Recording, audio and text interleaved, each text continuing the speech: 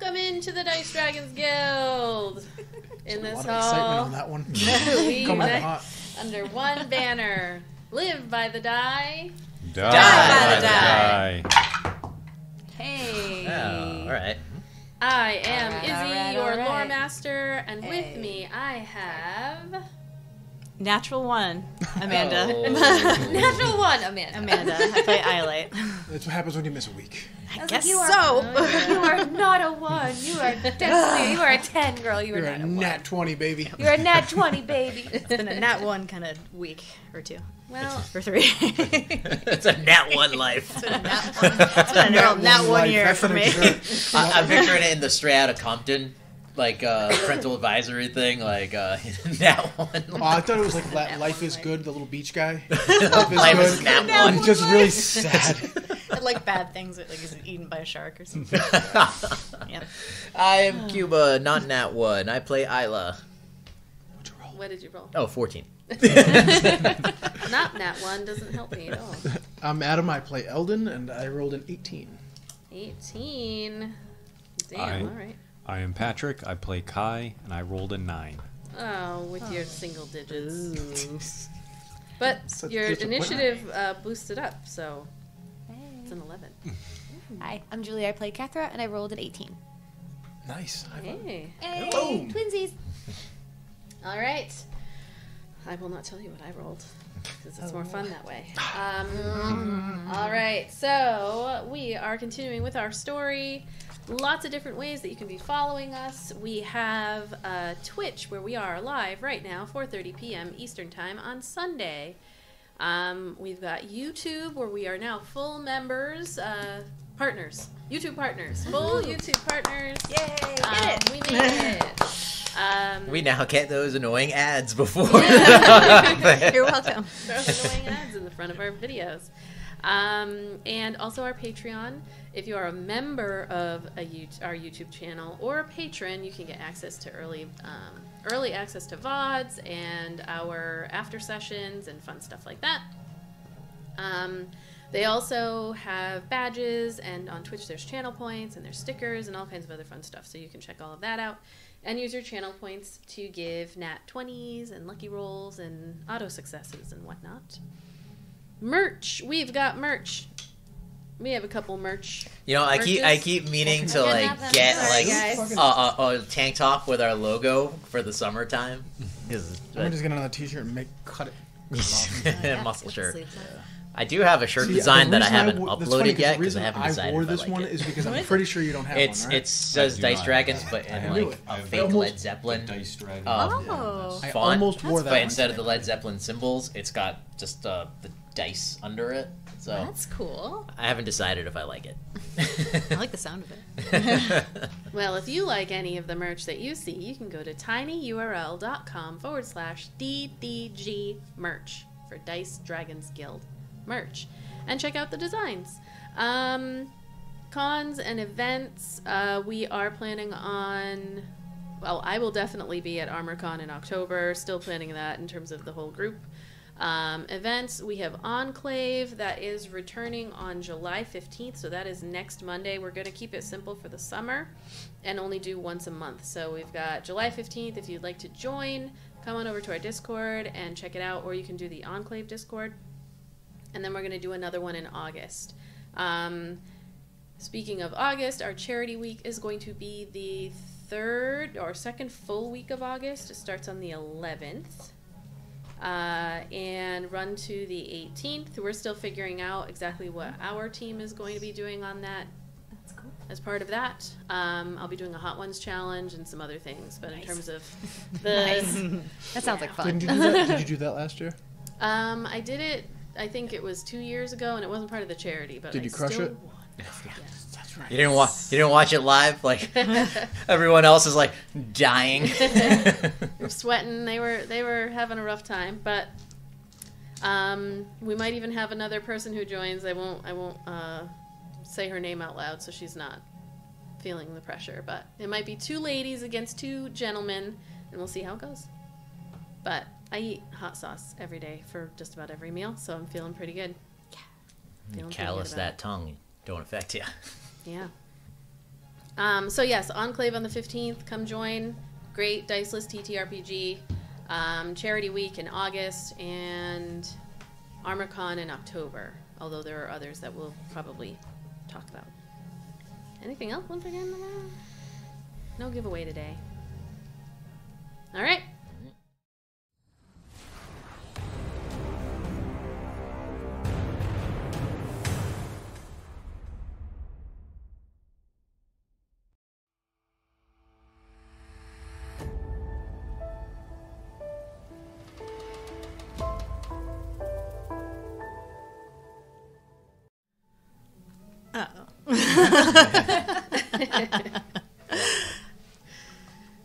As your companions make their way out of the tent, the flap rustles gently, allowing a brief whisper of the bustling night market outside to filter in. The air inside is thick with incense, the clutter of trinkets and offerings meticulously arranged in categorized piles that speak of a practiced order amid the apparent chaos. You stand alone in the center of the Maven Obscura's tent, your earth-toned skin contrasting with the soft glow of the lights that gently illuminate the space. There is a soft hum of magical energy that fills the air as the Maven Obscura waves a gnarled hand, casting a simple spell.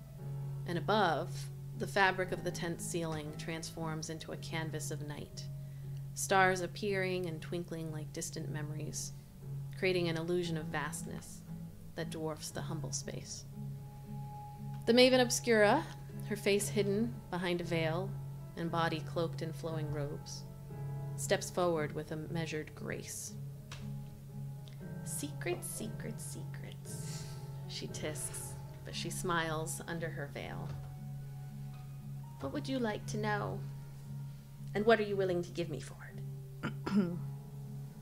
Do I give you something first or tell you what I want to know?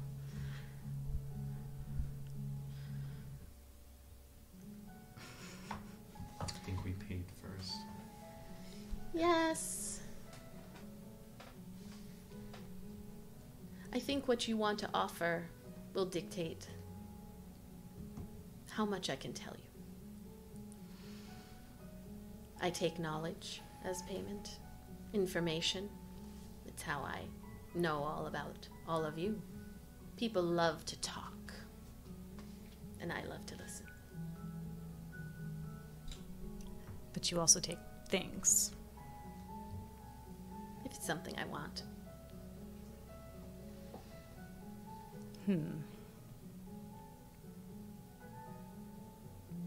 All right, then. Well,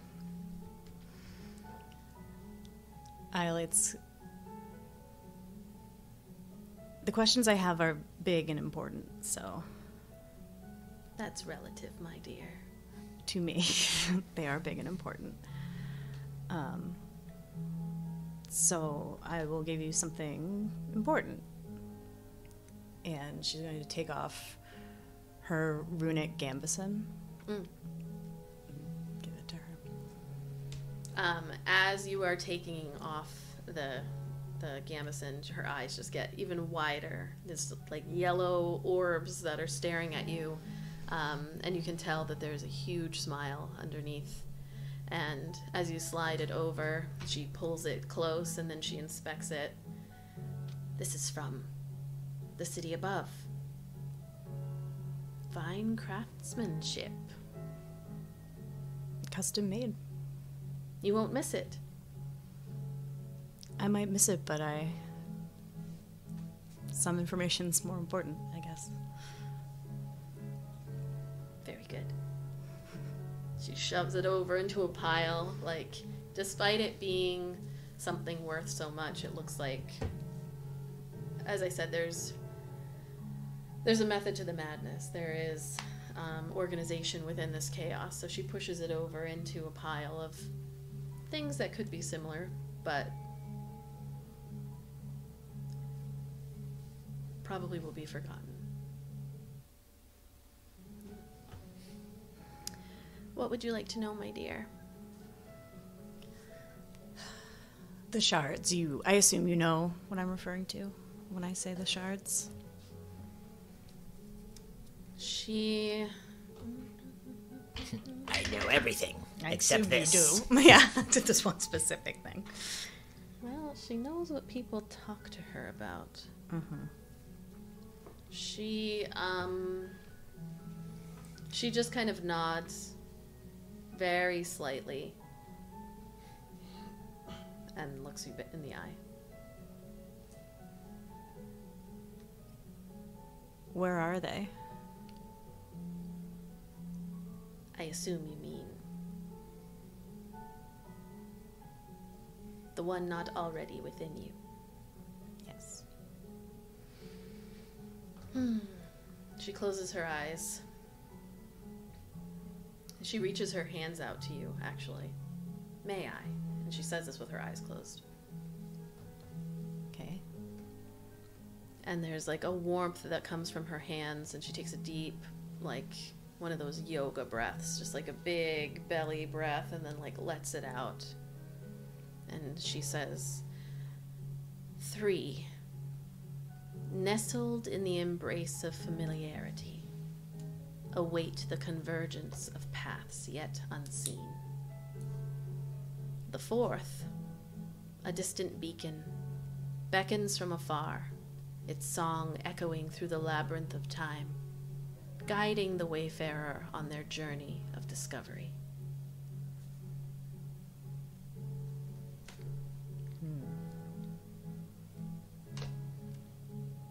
Interesting.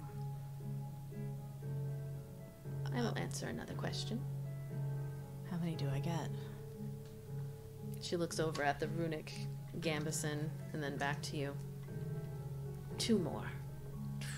Gotta give up 2 pieces of jewelry to get my answer. One was pretty. This is a really important thing. I just gave up. I give her a ring. I gave her a magic necklace and a Yamari ring.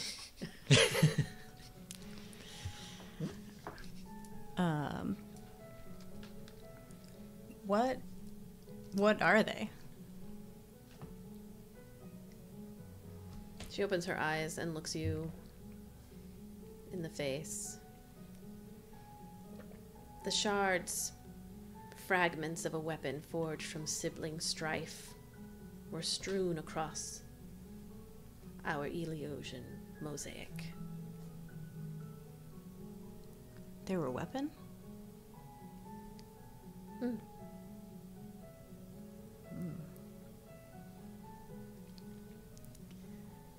Okay.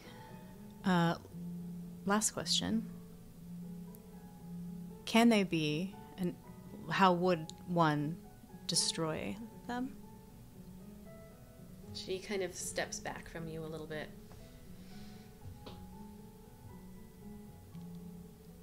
To shatter them, one must wield a force as mighty as the hand that birthed them, transcending the boundaries of mortal might. So, whoever or whatever made them can destroy them?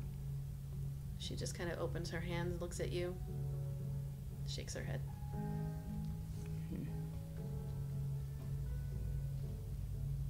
But they can be destroyed. She just nods very slightly at you, not a like yes or no, just a blinking eyes. It's just a. Okay. You all are very popular. The Woven Fates. Led by Isla Myrea, of course. Mm-hmm. The wildfire of Yamari Island. She's pretty amazing. You would all do well to be careful. People like to talk. And I know everything about you that people are willing to share. About me? About all of us? About you. About them. Okay. So just be careful? Or not. God, how many of Isla's lovers come here on a nightly basis and just bitch? Know when to trust. She went to the bathroom and never came back. Can you believe it? She's out the window. Know when to walk away. Know when to run. No one to hold them, no one to fold them.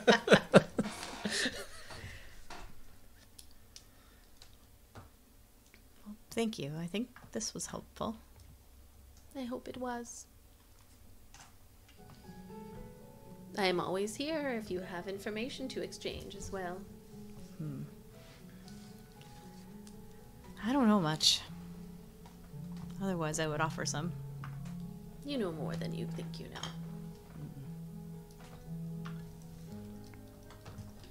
Good luck, Iolite, Thank you. Emery. Thank you. You too. I'm just kind of make my way out, kind of more confused This than is when I began. the perfect music, like thinking Final Fantasy wise or like old school RPG. Like this is the music that would be playing like when you're in like some sort of building and there's just like the little things of dialogue. Yeah. You close your eyes, coming back to the present as you emerge from the sewers of Mosswick. Taking a deep, grateful inhale, the flowery, fresh air of the city enters your lungs after what feels like days, but was truly only a couple of hours at most. The alleyway is quiet, and you all take a moment to gather your thoughts post-run-in with Duskwing, the vigilante of Mosswick, who helped you overtake a shadow monster, clearly killing the citizens. Trinkets and badges obtained from the bodies would allow for easy identification, and their location could be communicated.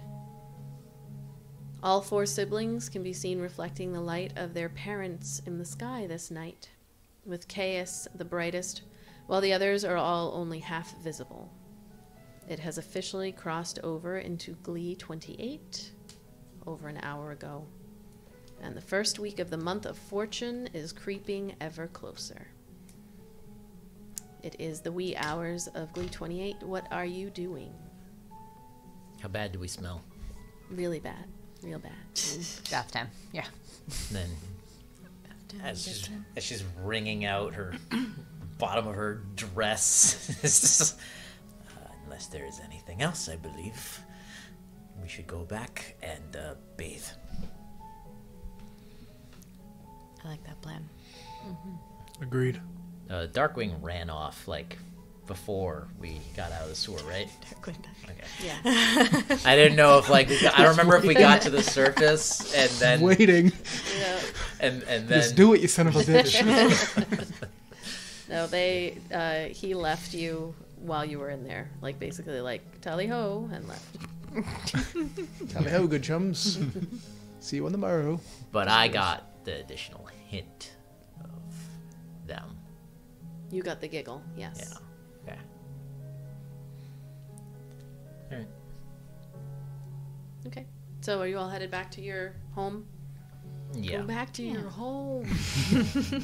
Okay.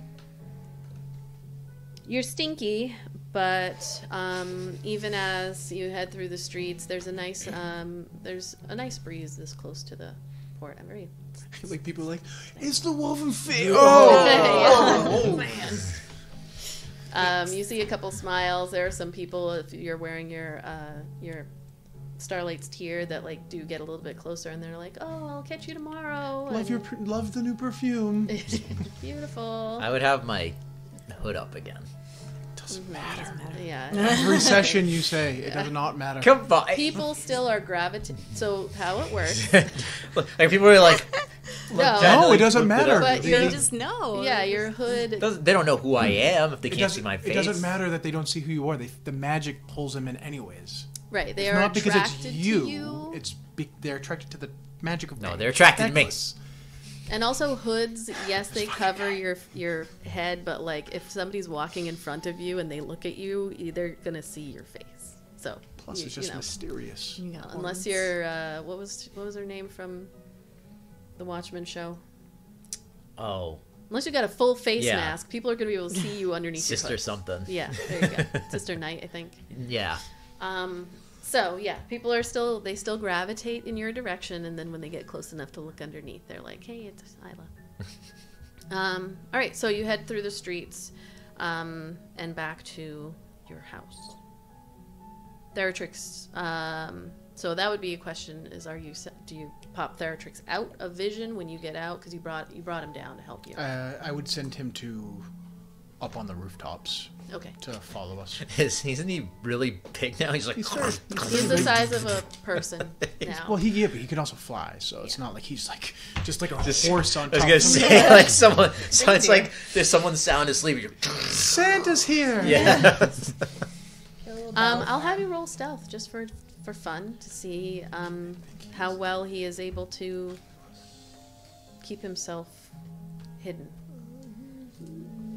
This is +1. 19 total. Okay. Oh. So you send him off, and you hear a slight whoosh as he disappears up onto the rooftop. Okay. You head back to your home where he meets you, and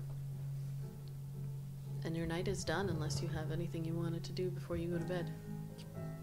Before we go Cleaning into the yourself. house, I was gonna say he's gonna like disrobe like down to like the pants, like he's not tracking shit across our nice house. Okay. Oh, You're, Eldon, you could warn us.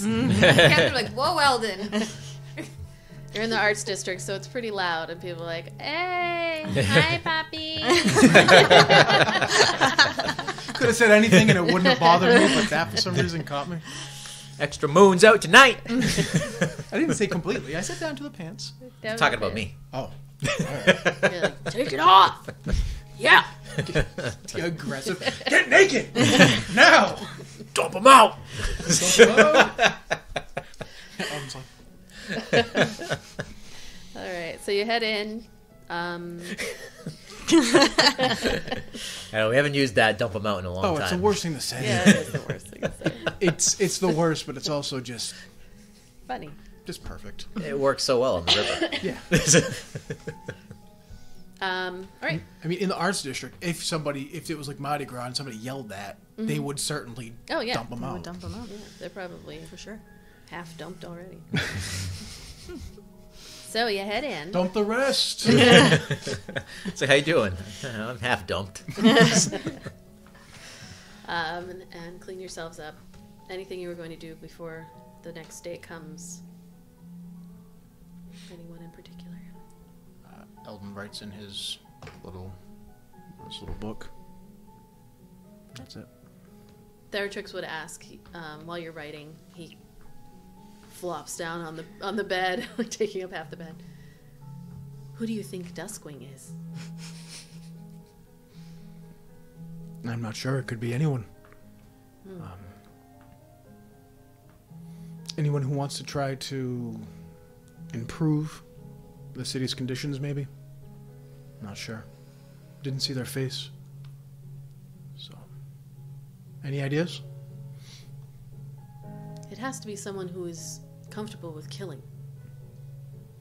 He admitted to doing as much. Perhaps someone in the military or a pirate? Sounds like a fun children's story, almost. Vigilante pirates and heroes. Do children's stories often involve murdering people in cold blood? Who knows? So many I mean, little old fairy school tales fairy too. tales. Yeah. Kinda, yeah. Like I was thinking about like, Brothers Ariel Grimm. with her feet cut off and Yeah. stuff. Hansel and Gretel, where they Yeah. get eaten. It's possible. Well, will you turn them in if you were to find them? I'm not sure, to be honest. I'm torn.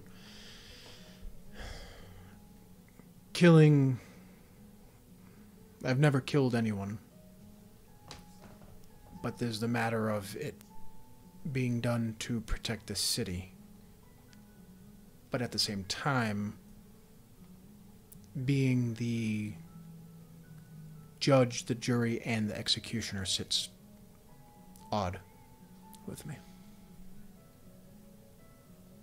Do you think the keepers would accept a vigilante? I'm not sure. I mean, things seemed different when I was there. But from one point of view, others might actually see the entirety of the keepers as vigilantes of a sort. So, Vigilantes with rules. I suppose.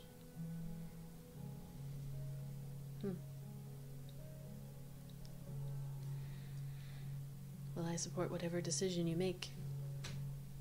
If you unmask Duskwing. We'll have to see.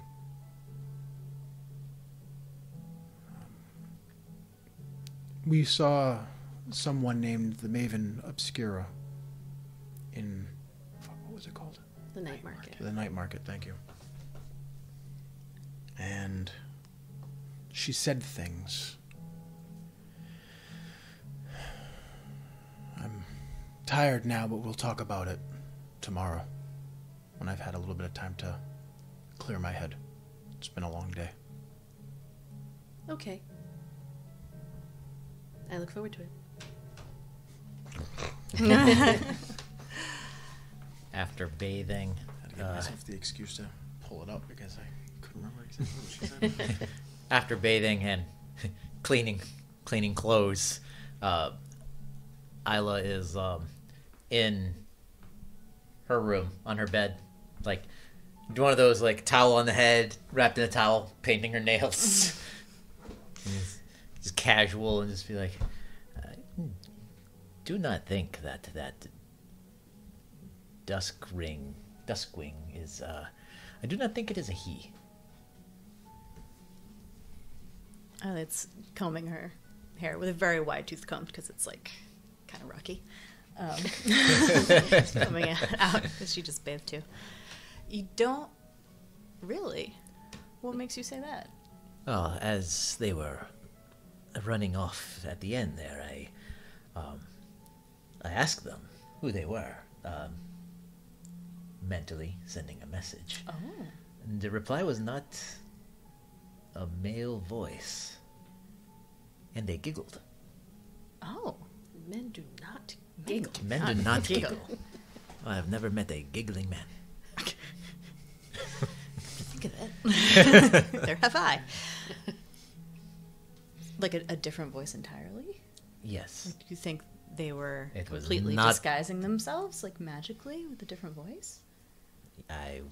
Yes, that would be my guess. Oh. And there was no hint of a girlish figure as well. I cannot fathom who this could be. I don't know. Good for her, though. She is skilled, Yeah. but I'm really curious who is under there. I must know them. You think? Probably, You do know a lot of people. but I cannot think of who would be daring enough to run around and bring justice by their own hand. No, but now I really want to know. I thought maybe Kelly, but that would be foolish on her part, seeing she is already wanted. Yeah, they seemed a little too charismatic. And I don't know. I didn't get Callie vibes. Yes. Was Kelly a halfling? If they're using disguise self, like, Yeah, I guess they could. I was Like anything. I couldn't remember. none of us Or actually jugs. touched them, I don't think. Right. Callie's jugs, right? Kelly's jug, yeah. Okay. Yeah, I don't know if she'd want to put herself at risk. It seems kind of selfless what this person's doing? True, yes, Callie is not. the She's not selfless- really that kind of selfless, but I did not know. I'm definitely going to be thinking and trying to solve this mystery. Make Isla let's go with intelligence check. So you're putting me at disadvantage right away. I want it to be like Hey, Elmfred. it's not my fault. You Elmfred or something. you all dumb statted int. Whoa. There you go. 19 plus nothing. You sit there thinking about the giggle and just replaying it over and over in your head, and you're like, this giggle, you've heard it before. Not just, yeah, you knew you've heard it before. This is somebody that you know. You know this person. You know them well. And you know that giggle. It's not a periphery giggle. It's not a giggle you've heard in the street. It's not, someone that you've only had one conversation with or whatever. This is a person that you know very well.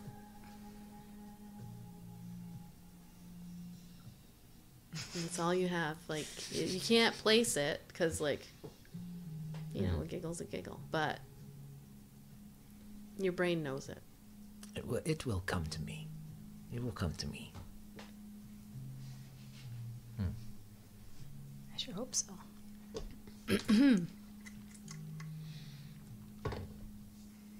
All right. Catherine and Kai stopping in the hall, looking at each other, and then going into Just picturing that Oh, we're all meme, mad the at each other. couples That's right. sleeping opposite sides of each other. It's like I bet he's thinking about vampires, or he's like, it's like I'm glad I have prestidigitation or whatever the hell, because everyone had bathed and cleaned their clothes, and he's just like, I'm going to bed. I said it was like Eldon takes his clothes and boots off before he goes in, while you just like, I'm just gotta do fucking laundry. Nick hisses at you as you walk by. I'll just say, good evening. He said, fuck you. Don't kill the messenger. All right. You all find sleep. Let's see.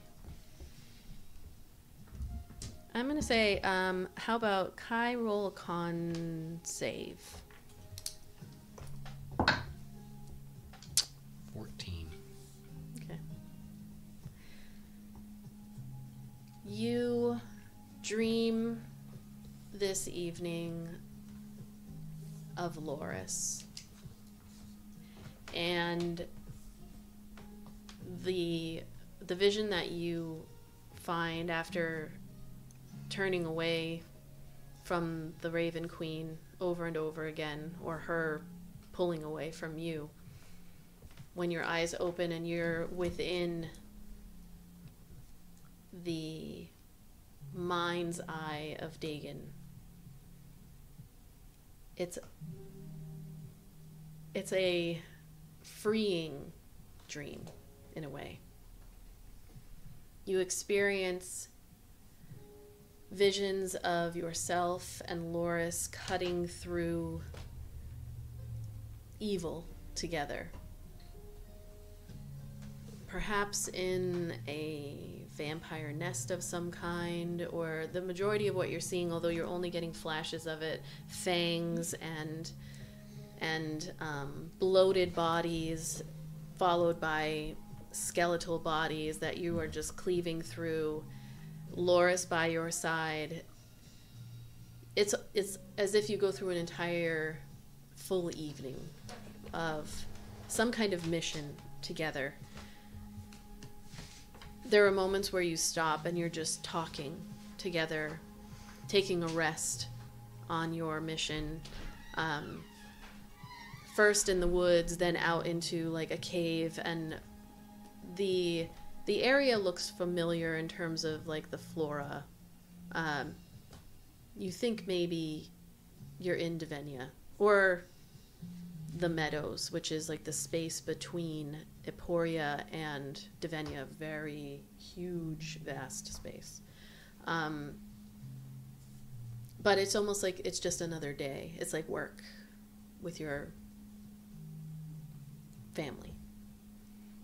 And there are moments where he comes to your aid and you go to his, and you are able to find your way to the heart of this nest where there is some kind of leader. Who it was doesn't matter. You've done this so many times. Whenever you destroyed one, another 5 or 6 seem to pop up. Whoever you forgot to slay inside of a castle or in a village somewhere, those people would have space now to go rise and become. And you and Loris were together for a very long time. But when you wake up in the morning, you feel relief, and as if you had just spent an entire evening with a person that you care about more than anything, with family. Like how you used to feel when you would, sleep in your sister's bed when you were little, and then, you guys would get in trouble because the nursemaid would come in and be like, off to your room, but you would make your little fort and your little blanket hut and talk. It's like a very similar feeling, except more adult, I guess. Can't really make forts as much in the woods when you're trying to kill vampires and stuff. But I do love equating the two, though. This is how you bond as a child. This is how you bond as an adult man. Yes. And it's the first time in a while that you've woken up feeling good, contrasting it to good with a dream, contrasting it to when you were knocked out and had the vision of your insides being outside and Loris crying over you and calling for help and all of that. This was more like a regular day. And so when the sun greets you in the morning and all of your friends, it's a little lighter today. And almost like you're feeling like you know who Loris is a little bit better, despite never having met him before.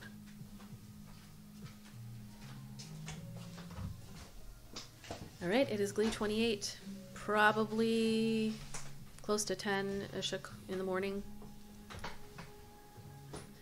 What are you doing on this day? This evening is the one in which you agreed to meet with Desdir at the Blue Station.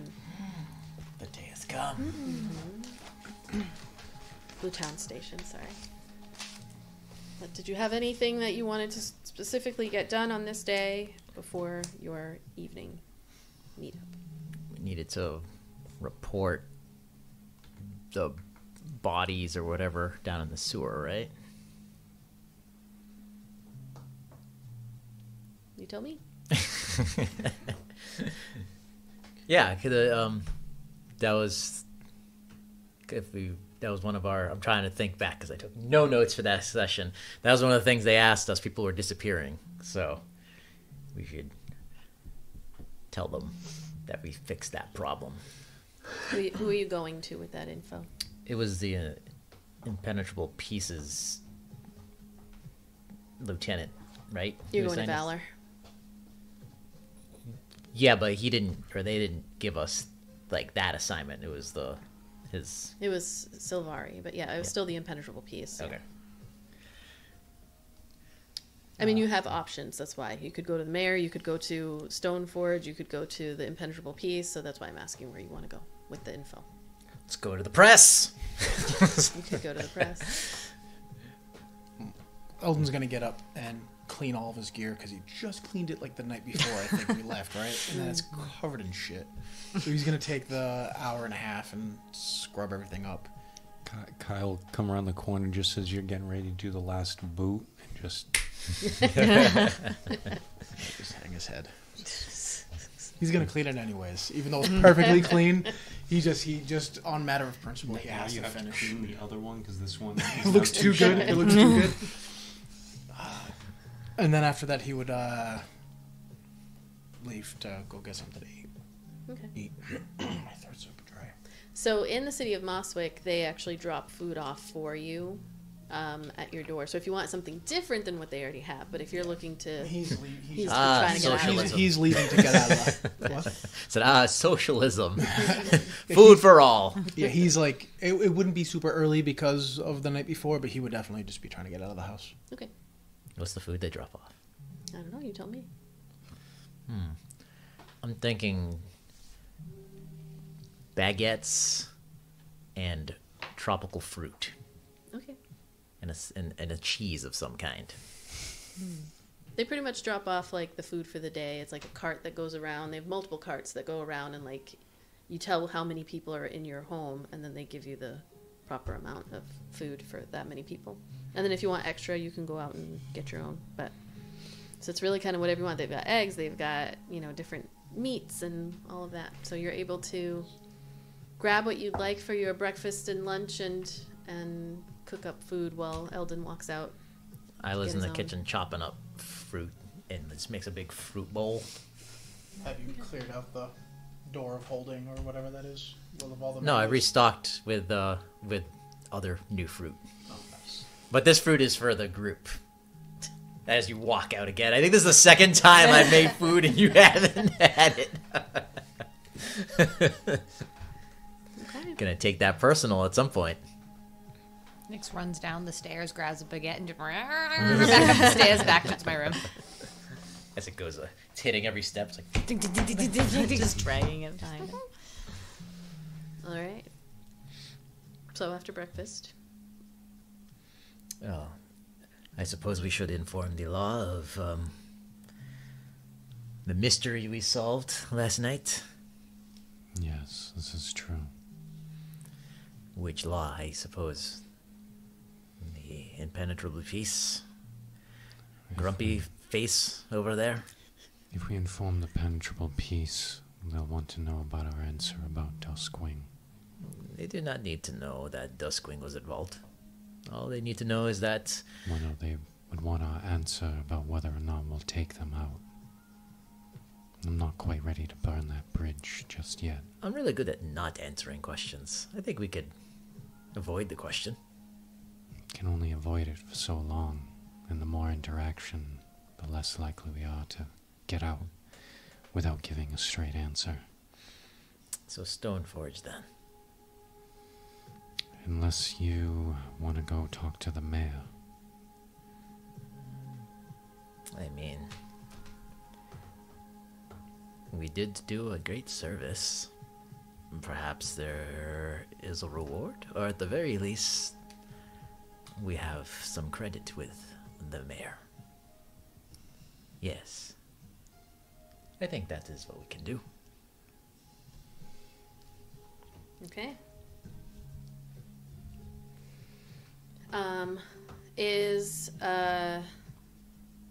So you're heading to the mayor. Is Eldon going off to do his own thing? He'd probably be half an hour. So it really depends on how soon everybody else leaves. I'd imagine you. They need to eat and whatnot, so he'd probably be back within that amount of time. What's the weather today? What is the weather today? Why don't you go ahead and roll? Nope. I think it was we've gotten to sunny-ish because you needed to be able to see, or at least not overcast anymore because you I feel needed like to be we able need a to magic see. version of that. Like, you ever see, like, the weather rock that people do as a joke? Is like, if it's dry, it's not. If it's wet, it's raining. If it's bright, it's sunny. That's nothing. Nothing. Just tell us it's raining. Nothing. One is negative 30 degrees and one is 40 degrees. Yeah, you don't have to worry about the temperature. So it's just a clear day. Clear day. Oh, that's different. Usually I feel like it's been windy. been Every raining time a we lot. roll that, it's always windy and rainy. We Yeah. have not rolled well on those. You head outside and the suns are kind of beating down on you and there's no real breeze today, which is, it happens. It's kind of more on the rare side. So like today. Yep, and it's kind of, it's warm, it's hot, but you noticed again that it's not, the temperature dropped after whatever happened with Yamari happened, so. And everything is still not vibrant as it was before. Right, so even though the sky has cleared up, everything's still just a hint dimmer than it was, a little duller than what you were used to. It just seems like this is the new way of things. Don't like it. It's funny that you mentioned the rain because that's what I was expecting, and I was going to say, well, today she busts out her little parasol umbrella thing to walk to the mayor. You don't have the mage hand to do it? It's a good idea. I could. No, it's just it's a I mean, sundress you could day. anyway. If it's still sunny, you could still have it. Have the sun parasol. She likes the sun. So you're headed to the mayor, the Citadel. When you head through the city, you pass by Starlight Concert Hall. You can see your friends are, there's people washing the windows. Bushy Branch is like washing some windows outside. You can see. It's Bushy Branch. Darkwing is Bushy Branch. I said Elmford before just because I have the idea of like the feathers trying to grip the knives. Who would it be? It would be Paley, I believe. Her name is. The halfling just kind of waves to you while you walk by, and then you hear Sigald yelling something from inside, and then she rolls her eyes and then heads in. Lots of folks out and about. You do hear some people complaining about just how things have changed. This isn't something that you've ever really heard before, but you can hear a little bit of frustration in the voices of the people of Mosswick, as some are like, well, what are we going to do now? This is not what we signed up for. We're going to have to head back home. If we're going to be attacked, might as well be, where our families are. Things like that, where there probably is going to be some kind of impact to the island beyond just Yamari and the joy that has been felt here. As you approach the Citadel, you also hear a couple of valiant soldiers that are just speaking to one another, leaned up against a tree or whatever, and they just, in passing, you can hear them mentioning how it sounds as though the Devenian government is being pressured to choose a side because they fall to the north of Aprana and Eporia, and this is kind of something that has been in the background, given that you've been focused on the island, but you're hearing just that. So Kalia has the body of the assassin, and Aprana and Eporia both want it. They want the body. They want to figure out who sent this person, because obviously Eporia is saying, no, we did not do this, it was not us. Aprana is saying, yes, it absolutely was. They said for Eporia before they did it and whatnot, and Kalia and Cassia, the brother empires, are refusing to give up the body. For a variety of reasons. These particular soldiers aren't going into the whole details there. They're just saying we're gonna have to choose a side. Aprana and Eporia are saying that, Yamari Island can no longer be trusted to be a safe place or a neutral zone, given what happened, but then also what has happened since. And it seems to be getting a little bit heated, we'll say, between those two governments, and then Devenia being even further away from Kalia and Cassia, but sending things here and trying to be neutral or even pleasant, is in a tough spot because they are being told, especially by their close neighbors, the Apranans, closer neighbors, that they want their help to potentially take action. So that's what you get as you... Did you just cause World War I?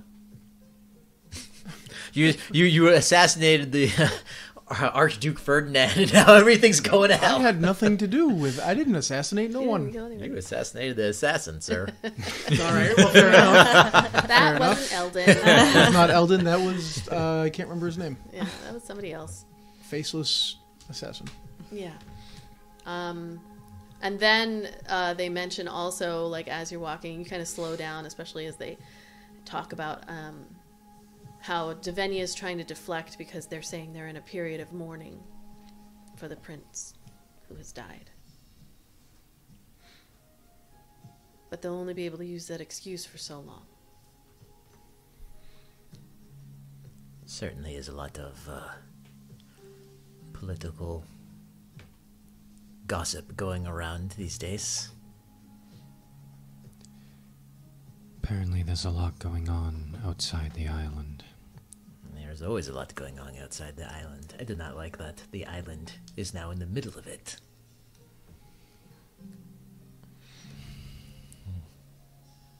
So you head in. Valen, the half sea elf, half human secretary of the mayor, greets you. She always looks prim and proper and put together. Her hair always in a neat bun at the top of her head. And she does a quick, like one of those quick smiles, like, I'm being forced to smile at you for pleasantries, and then it goes away. Isla, you never really see Valen smile, so you know it's nothing personal. She doesn't like anybody. You all come in and she greets you. Ah, the woman Fates. To what do I owe the pleasure? No, we had exciting news that we think the mayor should be aware of. Oh, do you? Yes. And what would the news be? Well, it involves all the missing persons cases recently. Ah, you have solved the mystery. We have. I will return. She walks off. You hear like a clicking of heels. Oh, they're not a halfling. I'm thinking Millie. Is that the name of the? No, she's a She's a goblin. Goblin. She comes back within a few minutes. Again, as you're standing there, you can see people milling in and out of the citadel. You do not see Captain Stoneforge, but you do see some Valiant that are just kind of walking in and out. Some of them appear to have like orders, others that are doing their own rounds of the citadel. Every once in a while you see an impenetrable piecer who is That sounds so derogatory. piecer who's also making the rounds, but they look like low-level folks. The headquarter, you get the impression that Valor probably has an office in the Citadel, but where the Impenetrable Piece mostly hangs out is the Night's Walk, which is to the north, which you passed through to get to Echo Haven. A few minutes pass. She comes back down and just slight nod, right this way, and leads you through the Citadel to a very cozy office where the mayor is sitting. There are large windows behind her, some of which are stained glass up at the top, but lots of light that comes in, natural light that comes into this space. And the mayor is sitting in her chair behind the desk, smiles genuinely at all of you, and places her hands on the desk in like an open, come on in. Great to see you. Wonderful to see you. As a matter of fact, as Valen has informed me that you have good news, and our city could really use some good news.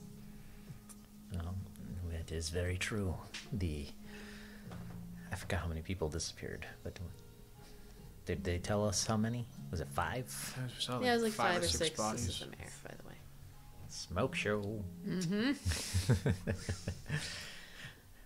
Yes, distracted by her beauty. She is a full elf, by the way, which That's the major Yes. part of the appeal Yeah. for her. There are not Her very affinity many for elves. full That's right elves. out of fucking. I said that and I'm just thinking Buddy the Elf as soon as I said that. I have an affinity for elf culture myself. Yes, very good news of the many disappearances. Honestly, do not know what the hell it was. Some sort of shadow creature coming from the sewers. I forgot what street we're on. Does anybody know? No? No? The alley near Yeah. the Blood Rock. Yes. But, we traced it back to presumably its lair and were able to defeat it. Very good. It That was sounds harrowing. fooling passerbys with a child's doll, and then snatching them when they got over to it. That sounds horrific. Do you think that it came from the rift? It did not look like other things we have encountered. I cannot say for certain that it did not come from the rift, but it does not match what we have seen. We're in an unfortunate situation since Yamari, or really the Langurs, were removed from the island as they provided protection from most creatures. So we are no longer protected fully from individuals bringing things over or creatures naturally finding their way to the island. So it is very hard. We are doing our best to communicate this to the Callian Empire, but as far as they're concerned, we are now no different than any other place, and so we are being expected to up our security and our protocols to search the inventory of incoming ships and the people coming through. It's a very quick change, very expensive change. Mercenaries will only get us so far.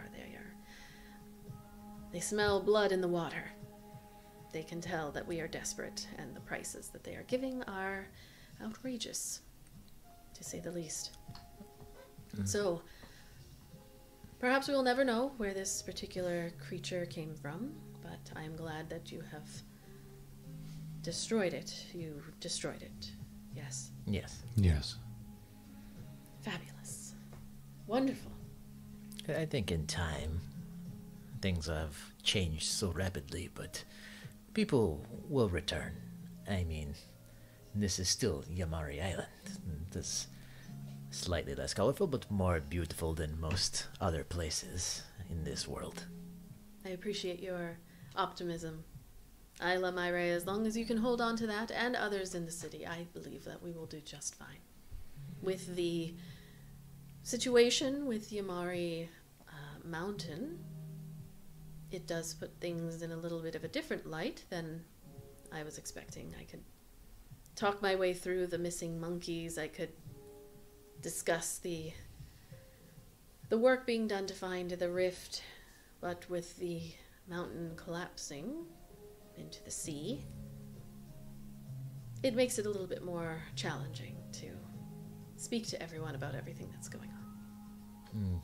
But perhaps you can put on a show and bring levity back to the island.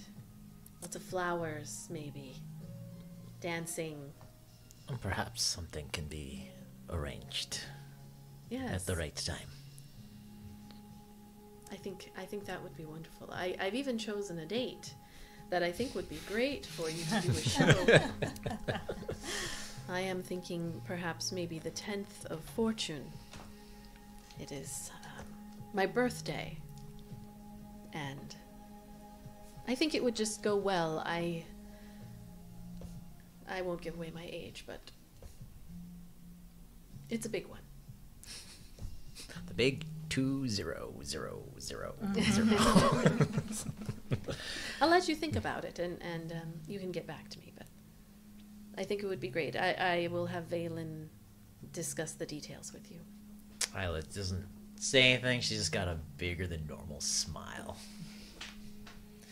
So back to the morbid details. The individuals, did you remove? Were their bodies left to claim? There was some, along with different various identifying things. If you send a crew down there, they'll be able to find things to notify families. At least one was a worker who went missing.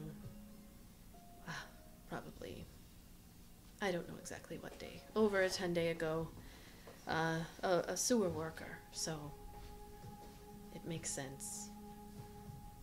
He had a habit, I heard, of going away and taking long holidays, we'll say, but unfortunately, I appreciate what you've done very much. I think, in fact, that this would be a wonderful opportunity to get in front of the crowd of the entire city and display you. You have done so much. I have already spoken your names out loud as the finders of the rift. People know who you are. If we can also proclaim that you have found the source of all of this melancholy, that will go far. I do not know if everyone here is built for the spotlight. You don't need to say anything. I will do the speaking, and you just I stand say that there. kind of looking at him. Don't let him talk. Don't let him talk. Yeah. No, it's just Put him in like the back. Stands on the stage and it's like, bing. my train of thought is like someone somewhere might recognize Oh, a face. Yes, that's true. He's supposed to be dead. I'm not sure all that would be necessary, us being there. Sometimes when you put a face to everyone's guardian angel, it loses its muster. Make a persuasion check. Let's do this. He really doesn't want to be on that You stage. can do better than that. Yeah, there's Okay, that's better. Persuasion 19. She contemplates this for a moment and then, never losing her like soft smile. Well, perhaps one of you could stand beside me on the stage, representing the whole group. You could gather. Not it. I would be happy to. Or more Was than there any one. question? I just, at least one of you. Everyone Next always to me. everyone says I'm the leader anyways. Everybody that isn't us has said. Hey, she never claimed to be the leader. You're the only one, to be honest, that actually everybody knows on this island. So I believe that will be good. Perhaps tomorrow we will proclaim a speech to be made, and you can come stand beside me. Again, you do not need to speak unless you would like to, but that may also be a great time to announce the event on the 10th of Fortune, and the fact that you'll be performing Well, then tomorrow. or the next day, just within, I think, 48 hours of this being. I don't want people to worry. I think tomorrow for an attendance in public with the mayor is perfectly fine. We have nothing of pressing matter tomorrow. I would also say, again, it is your choice, but some kind of recognition of your faces amongst the people of Mosswick could be a good thing. Discounts, free room and board somewhere, if you want to go stay at Proud Gwyn's or go to a spa. The prices will potentially be lowered. I can't make promises, I don't own the establishments, but people knowing who you are is a good thing. And once, well, You have already located the rift, and that has been communicated, and so I'm sure that that has made its way out of the walls of the city and beyond. But the more you do, your name will follow you wherever you go. Well, we appreciate the recognition. And are happy to serve this beautiful island that we call home. Fantastic. Well, I will get Valen on getting someone down into the sewers to retrieve the unfortunate souls who have been taken from our fair city. We will also be sure to let Valor know about this, as they had some impenetrable peace on the case, and they would appreciate knowing that they can pull that back, focus on getting that rabble-rouser, as they say, Duskwing, off the streets. I would let them know, perhaps as a precaution, if there are more of these, to just keep an eye on sewer gratings and drains as they walk the streets. I'm sure we will be putting some security protocols down below the city as well. We were never a stranger to nefarious or black market activity, but again, we were a little bit more protected. And now we'll just need more eyes looking around. So I will tell Valor as well, so that they can put some folks down below our city, keep us safe from the ground up. Yes. Is there anything more I can do for you? I appreciate this information and that you told me directly. I do not believe so. We thank you for your time. Thank you. Valen made a beautiful chai tea. Have her bring you some on the way out. Thank you. Is there rum in it? Obviously, yes. Okay. This is Yamari Island. It was like a duh, bitch, without saying. This is Yamari Island. This is how we do. So there's like a little wave of her hand, and then within 25 seconds, Valen is there. She opens the door. And the mayor tells her to make sure that she informs the impenetrable peace that the situation has been resolved and that she is to see you out. And don't forget the tea.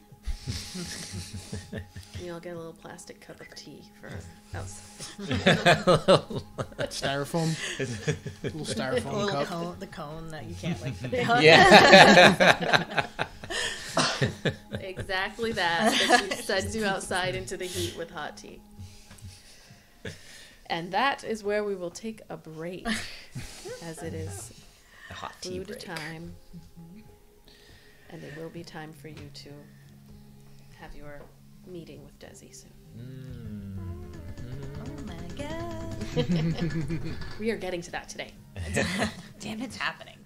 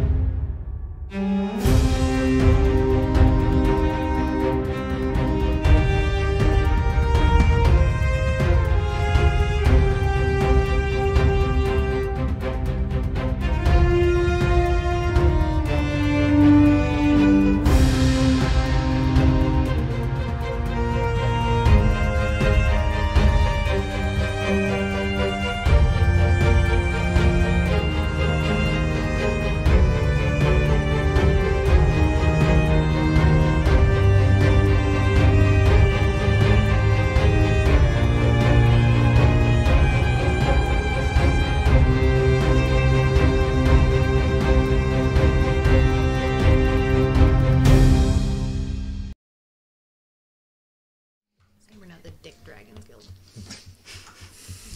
Well, we were back for that. It's always We didn't get the warning. We didn't get the final warning. That was all right. Yeah, but then you That's took the too new long one. starting And it. action. I have a light right here that says "Shut up, Julie." We need the quit talking Yeah, yeah. shit light. We're getting there. See poor Fitz now going, roll for what? Sorry. Okay, it is Glee 28. You have had your discussion with the mayor, who would like to arrange, which I need to make a note of, would like to arrange for a speech within a couple of days, and then a birthday celebration for her. Again, I gotta make this note. For Fortune 10 with Isla Myrea headlining.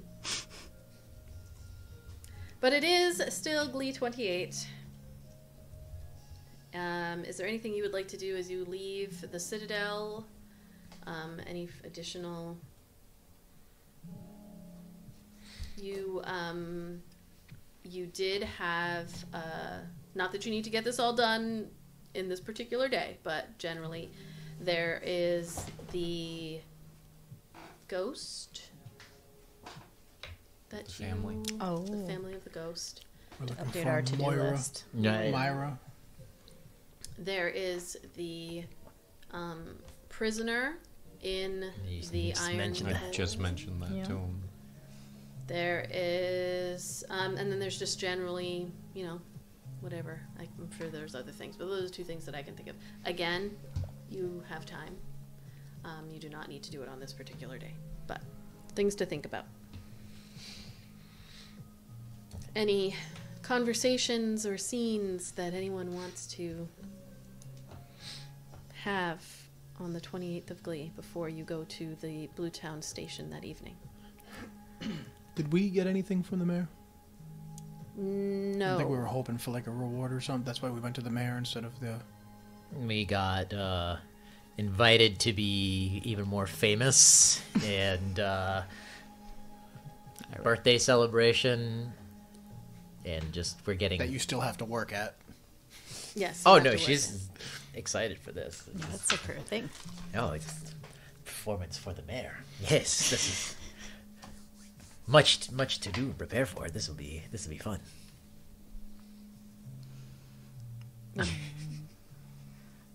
Are we going back to like our place, or are we? If you'd like. You have basically like the rest of the day is yours until it's time for you to meet up with Desi, if there's anything in particular you want to do.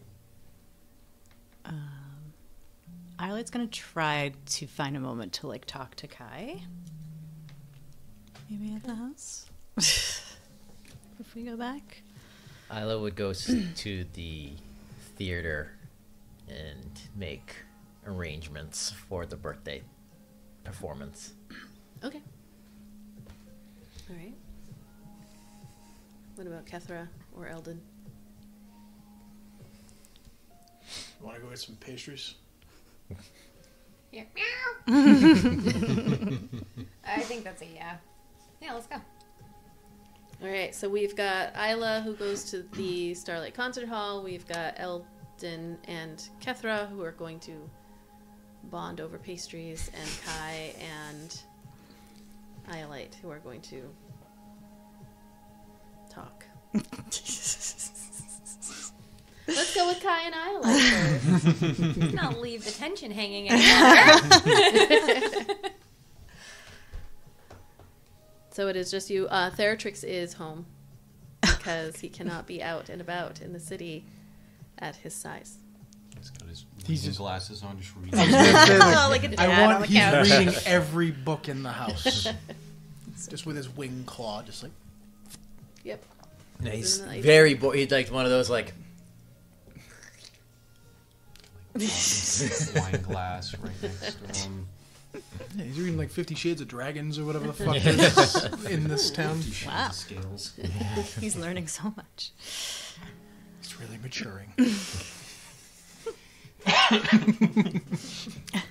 All right, you can't avoid it. I did say it, so now I have to do it. Hey, Kai. Yes, Are you busy? not at the moment. Did you hear that the mayor's gonna have like a birthday party? Maybe. A Yes. show, maybe a party. Yes, I was there. There could be dancing. I suppose there could be. Do you think there's anything else you could teach me? If you'd like another lesson, I'd be happy to teach you. Yeah, I'd like that. I would too.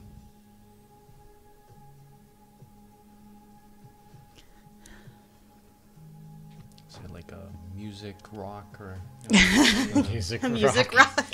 A little one that looks like a rock, but it's a speaker.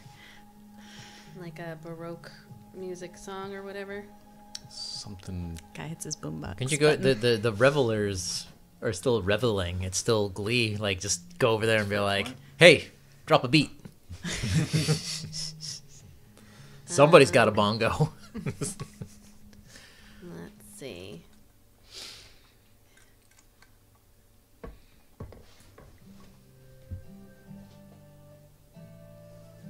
It depends on the type of music. Are you teaching? I think Kai, the last time they were doing more of like the waltzy, like fancy. This time he'll do something a bit more like festive, like a true duo type of dance. Not quite the tango or anything like that, but Okay. I don't know any other names of dances. I don't either. There's too many things in this brain. I know tango, I know waltz. Foxtrot, that's a dance, right? Charleston. There you go. Are you gonna do the jitterbug? Tell me that is a official Devenian The jitterbug. the jitterbug. Running Man. Yeah. It's the two-step, Alright.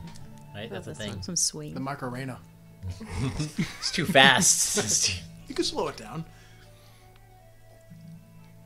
really dirty too. What did they do in Dirty Dancing? What was the Time of big- your life. No, but what was the name of it? Is it swing? No. Yeah, I think it's Yeah? swing. Some kind of swing? Some kind of like swing adjacent stuff, I think. What's the dance in Footloose? I don't know. I don't know. Gymnastics. Kevin Bacon. around. Kevin Bacon. Well, this might be the best I can get. This is great. Yeah, so Kyle start slowly teaching her the basics and kind of fall back into that rhythm of feeling a little bit more comfortable around Iolite and not so on guard. I like this one. This one's fun. This one's meant to be a bit more festive for friendly gatherings. This will be perfect. Like in between, you're just gonna drop the. Are you nervous for tonight? Honestly, yeah, a little bit. It's weird. Desi's, my best friend, and I feel like I've known him. Well, I have known him at least half of my life, and it's just he's so different, I guess. But he's still him. I suppose the same could be said about you since the last time you've seen him. Maybe. I don't know. I feel like I'm still me. Just, Just a lot more has happened. yeah. I'm interested to know what happened to him, I guess. When was the last time you saw him? Oh, a few months ago when the assembly was attacked. I thought he was killed that night until he showed up here. That night. Do you know what happened? I really don't.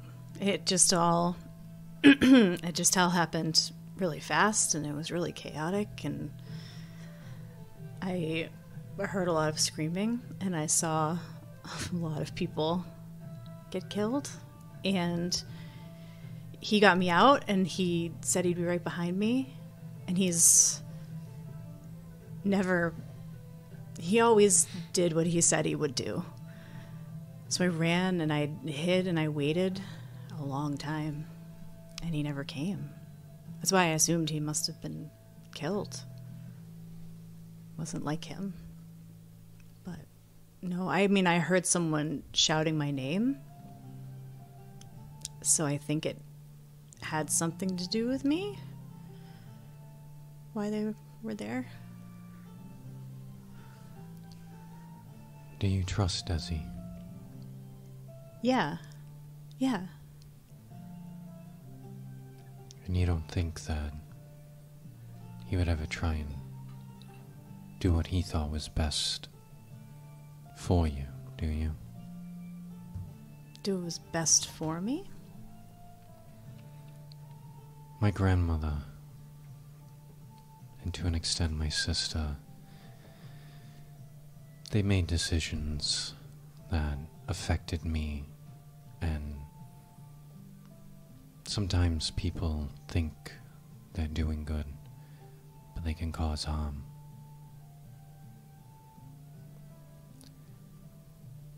I'm not saying not to trust Desi, but just understand what someone thinks might help. It isn't always what's best for everyone. No, I hear you, and I'm sorry about your grandmother, but it's different. Like, I mean, his parents were killed that night. He cares about me. He would never do anything that would put me in danger. He's trying to protect me.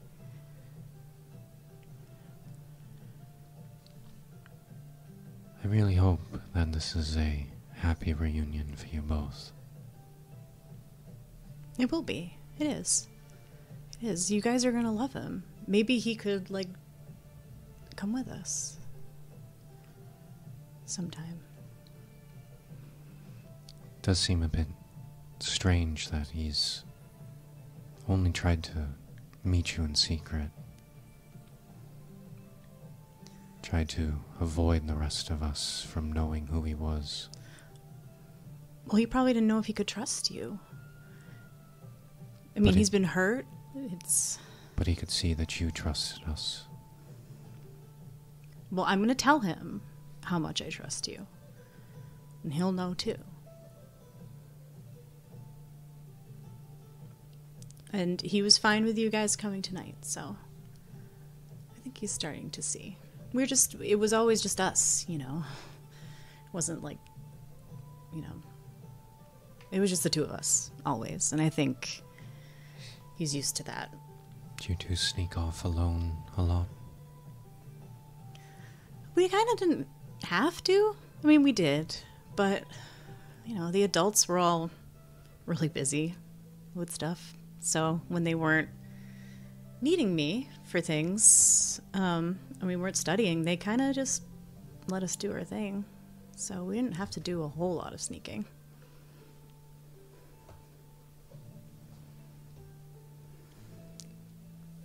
Was there ever any romantic entanglements between you? No. No, Dad. No. It was never like that. No. After the last no, Kai's just gonna hang on the silence for another couple seconds. Imagine Kai's fucking eyebrow. It's full on Mr. Spock. We love each other. I would do anything for him. I trust him with my life. He's smart and he's funny and he's kind. And I think that you will see that once you get to know him too. Nothing has ever happened between us, no. Did you ever want there to be more? No. What about him? Kai, I don't know. He never said anything. This dance is over. She said no, ew, no. Desi's at the window like, Yes. No. I mean, no. Yes. Maybe yes. I guess he never, like, said anything. So you'd need someone to outright tell you. Even How if else am I supposed to know? there are signs. Yeah? There's always signs. I guess I just don't like to assume things. It's best not to assume, but perhaps start watching how people look at Isla and see if you ever catch those eyes pointing towards you. Oh, nobody ever looks at me like they look at Isla. I'm just like, You'd be surprised what you miss unless you're looking for it. You never know how close something like that might be. kind of like how Cathra looks at you when she doesn't want to kill you. Such a good deflection. That would be one way, yes. You haven't been being very nice to her recently. I thought it would be best if we put distance between us. Why would you do that? Bad things seem to happen to people I let get too close. Kai, I don't know if that's special to you because a lot of bad things are happening to all of us right now and everyone around us. A lot of the time it's because of decisions I make.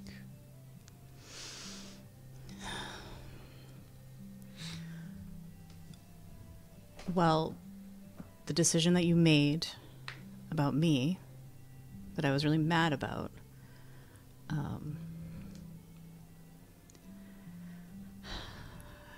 I guess it was selfish and you're selfish. But I am. I think that maybe that's just what friends do. Because I would want to bring you back too. Even if it meant hurting you a little in the process, or a lot, to keep you here. And I talked to Kethra, and she really helped me sort of see that. So, thank you. She's gonna, like, hug him. He will return the hug. He will or will not? He will. Oh. She's like, pretty sure. I thought he was going to stand there. Stiffen up, right?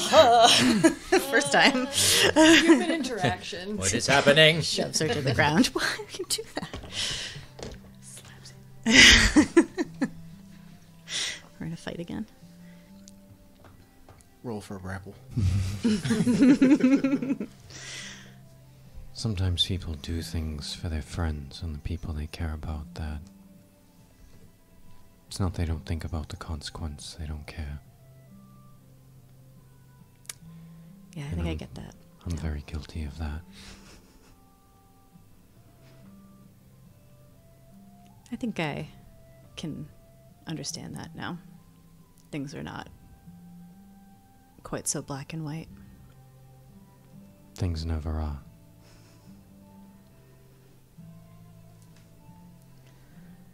History is filled with stories and songs of those who do things for the greater good. But I know that most of them don't make that decision for the greater good. They make the decision for something personal, something close. Mm-hmm. So I think you should keep looking for close and personal connections. Because you never know. Yeah. Yeah, I think you're right. And I think one thing that me dying kind of showed me was how afraid I was all the time. before, and how many of my decisions and thoughts and hopes were based on fear and what could go wrong, and specifically not dying. And now that I've died, I guess, I don't know, a lot of it put a lot of it into perspective, and a lot of it, the things that used to feel so scary maybe don't feel so scary anymore. As you say that, you also have a moment of, like, the words escape your mouth and you can't help but also be pulled back to the moments before you died and the power that was just emanating from that crystal and pulsing through your body, and you could see out of just the very edges of your vision, like your friends, just their silhouettes even, just exploding with the weave. And there was that, just before you died, that like epic power pulse. And that felt really great. Mm-hmm. Like something anybody would want to feel again, if given the opportunity. Oh, yeah. Sorry, Kai. Can I ask you, when you died,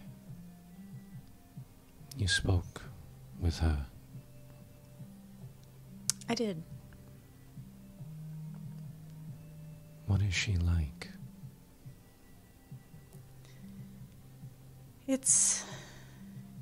It was weird. It wasn't like I was standing face to face with her like I am with you right now and talking. It was all very, you know, when you have a dream and in the context of the dream it makes sense, and then you wake up and you can't really remember.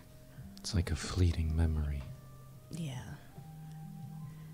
Like I couldn't describe to you now what she looked like or what she was wearing. She was there, and it wasn't even really like she was talking. It was sort of a conversation that was happening in my own mind. It's Does that make sense? a voice that you can't remember it, but once you hear it, it's like you've always known about it. Yeah. And then once it was over, it was kind of gone again. Yeah. Even after all this time, I've never directly spoken with her like I did when I asked her to bring you back. And I don't think I probably ever will. But I want to find out more about her. Yeah. I mean, one thing's for sure is she cared a lot about you. I think she cares about Dagon. Dagon? I believe Dagon was some distant family member of mine from long ago. I think he was like me, between both worlds.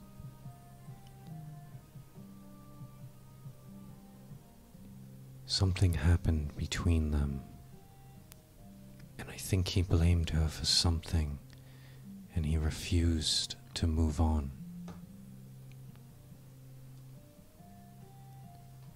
I've been seeing visions of a drow man. When I see the visions, I'm looking through Dagon's eyes. Then two of them fought various creatures of the night. I've seen a lot. But when Dagon died, It's like he blamed the Raven Queen. And she wanted to give him peace. Let him pass on. And somehow I am the answer to that. The Raven Queen worked with Loris before I was born.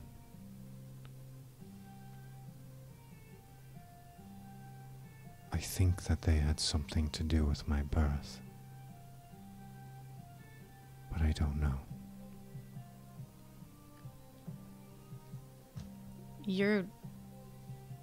Are you Dagon?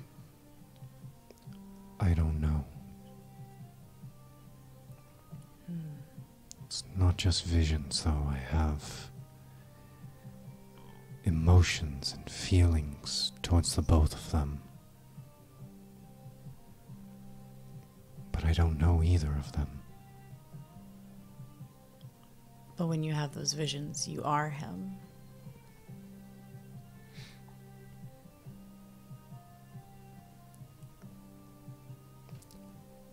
And from what Maven Obscura said,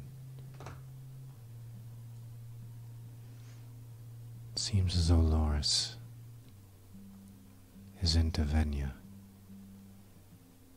He's still alive.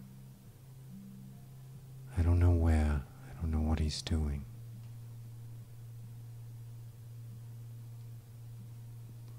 But I have to find him. I have to know more. You do. We'll find him. Let's just, wrap things up here. There's a lot going on, but eventually, I'll get my answers. But tonight, you have answers that need. You have questions that need answers.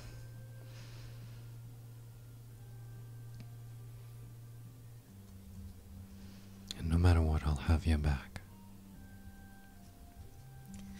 thank you. I appreciate that, because as much as all I've thought about is getting the answers about that night, there is this part of me that's really scared to hear them. But Truth is always scary. I do feel better knowing that you'll all be there.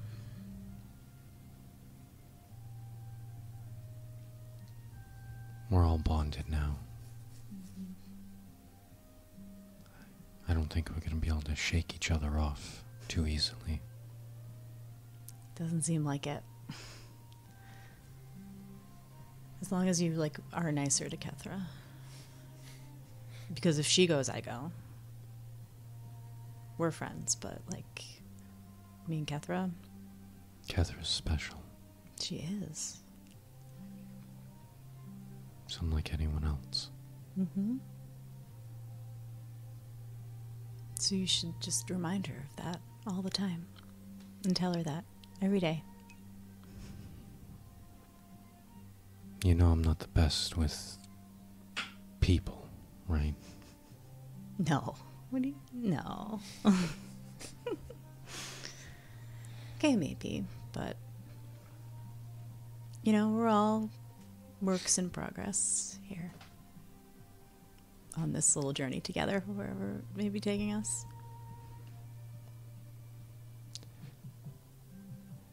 Never thought I'd be on this island ever, so... wherever this journey takes us, we'll do it together. Absolutely. And in the atrium, Theratrix turns a page, but his eyes are... He's been listening the whole time. Were you guys at the house? Mm-hmm. Oh, He's read the same page over and over again. The book is actually upside down. Eldon and Kethra out and about on the town. Just hold the book like this. That picture. It's a Centerfold. How about you both roll D100s to see what kind of baked goods you're able to find? Okay, I don't have a D10. I have an extra one. D10s. I think I have an extra one. Can you use it? I'll roll the same one. I don't have one of these. I'll roll the Everyone just one Well, I don't need D10s generally. 44? 44? 4. These are really pretty. Oh, that was really pretty. Wow. Those are really, really pretty. 46. Okay. Interesting. You Oh no. walk through. No, just I guess it's It's like a poop cake or I was something. gonna say I was gonna say like fish cake, something mud pie. I mean, As long as I it's would not probably night like meat again. this. Sorry, Night I'm meat, okay. yeah. As long as What it's is not that? night Night meat pie. again. Oh, it's night pie. You find this pale yellow buttery shortbread that has various coats of arms from Cassia, Callia, Mosswick, the Impenetrable Piece, all of that, all like imprinted on them. So very yummy. And then small balls of fried bread that are soaked in pistachio flavored syrup. That actually sounds pretty interesting. Pretty good. So yeah, so it's like a little try interesting that. one that you're able to grab as you're kind of walking around and seeing the sights. I was gonna say, would they even actually talk? Probably just They be would like, both be stewing like so badly. anything besides like, how they're like watching people walk by. What the fuck are they doing? Like besides that, like there's really you'd be like, she's judging not gonna people. start the conversation. I know. I'm just trying to Zero think. Like social Eldon would be skills. so in his They're head, holding he's like, hands, Catherine. It's a form of affection. She's like, okay. What am I gonna get lost or what? Is somebody's Roll a d, huh? Roll a d20. sounds like a Um, phone vibrating. 14. What did you get? 14. 14. Roll a d20. Oh. I just want to see which one of you 3. gets spritzed in the face. Yeah. Just kind of eating your pistachio balls. Your And Catherine goes, what the hell are they doing? And turns and it's I really. and he just keeps going like Jack Skellington just keeps walking past you. Doesn't stop. I'm really starting to dislike that guy. I don't know why. I know you describe him as Jack Skellington, but in my mind, I keep seeing Humpty from from Digital Underground. It's just know. been wandering around spraying people. Eldon's like hair shaved on the side is just. He looks like a wet rat now. It's just all. Catherine just turned around and goes, "Are you all right? What happened?" I really am starting to dislike that guy. He's gonna like spikes up.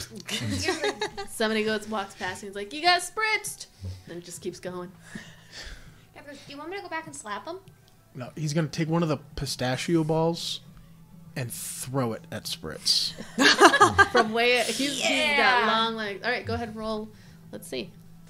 We'll just roll and add your dex Plus, modifier. Plus I think it's 4, right? plus 4. 15. Yep. 15 total or 19 total? 15 plus 4. Okay. Tell me I'd deck him. I mean, you would, yeah. How much damage does it do? Can I roll for damage? I think you just it's a pistachio pastry. How about Spritz? Can he roll to catch it? Just like, No. Busy. Yeah, no, he's something he going just like gets hit with it. Does it do 1 point of damage? Sure, we'll say 1 point of. I just want to hear him say, ow! Drive Spritz by doesn't shooting really. kind of thing? You'd expect it, so if you're sitting there waiting for it, you like wait for the ow, but he just kind of like stops for a moment, never turns around, and you see a couple people like around who saw you do it. Everyone like stops and is looking at you and looking at Spritz, and everything gets real quiet for a second out in the street. Like it's almost like it shouldn't get quiet. now roll initiative. He's a level, he's a level 20 retired adventurer. Yeah. Oh, fuck. Nope, he just. He's a level 20 fighter. He pulls a longsword out of his pants, like his legs are so long. That's how he conceals them. Oh damn! Shink! He's gonna have daggers to sneak attack me. Everything gets quiet. Everyone stops, and people are like. And Spritz's head, he was like kind of looking down. You know, when you get hit with something, your head goes down. You just let it sit there for a second, and then he lifts it up. And And then he just keeps walking. I say, Eldon, Everybody else starts moving again. Eldon is like literally looking at the people. Yeah, the like people, fucking like- say something. Like he's not in the mood. Oh, I Just would fucking say I would something. have loved it if he turned around and he just like adjusts the nozzle on his From little fucking 30 spray, and feet it's like away. it is like a fucking fire hose. It's like you got like hosed down like a rioter. And everything goes back to normal. I'm impressed. It felt good. I think I'm a good influence on you, Eldon. I think I'm a good influence. Maybe. You beamed him right off the head. That was great. You see a No, like a camera- no look high five. You hear her going, dumbass. It felt really, really good. Sometimes it's just, it doesn't feel good just to, sometimes you just have to. Yeah. He spits me in the face. I would have done a lot more than throw pistachio bread in his ass, though. Probably would have thrown fire at him. Oh, without a doubt. Without a doubt. I hope he heard that. It's like 100 feet away. Yes. So blast me in the face! Did somebody say blast me in the face? She's like a producer. You suddenly have a No. goofy voice. He's like lanky. Oh.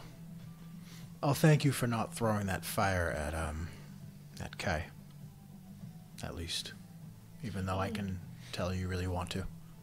I do, and sorry about whipping a fire flame by your head the other day. I was a little irritated, and that's not an excuse. And I'm learning that I need to control my anger. That's the first time I've ever heard you apologize. So it looks like I'm a good influence on you too. Yeah, I wouldn't get used to it, but I'm doing the best I can. That's all we can ask for. Is you ready to meet Desi tonight? Oh. Still a little butthurt about that?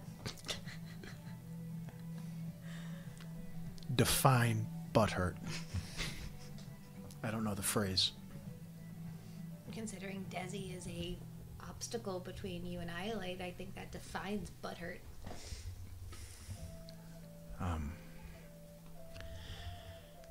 I don't know what you're talking about. There's a He, really like, kicks- bad at hiding it. Yeah, he's like just Insight check. he's like kicking the dirt. Like that classic like what you talking about? She's like, avoidance. How I feel about Iolite has no bearing on any of this. We do what we need to do.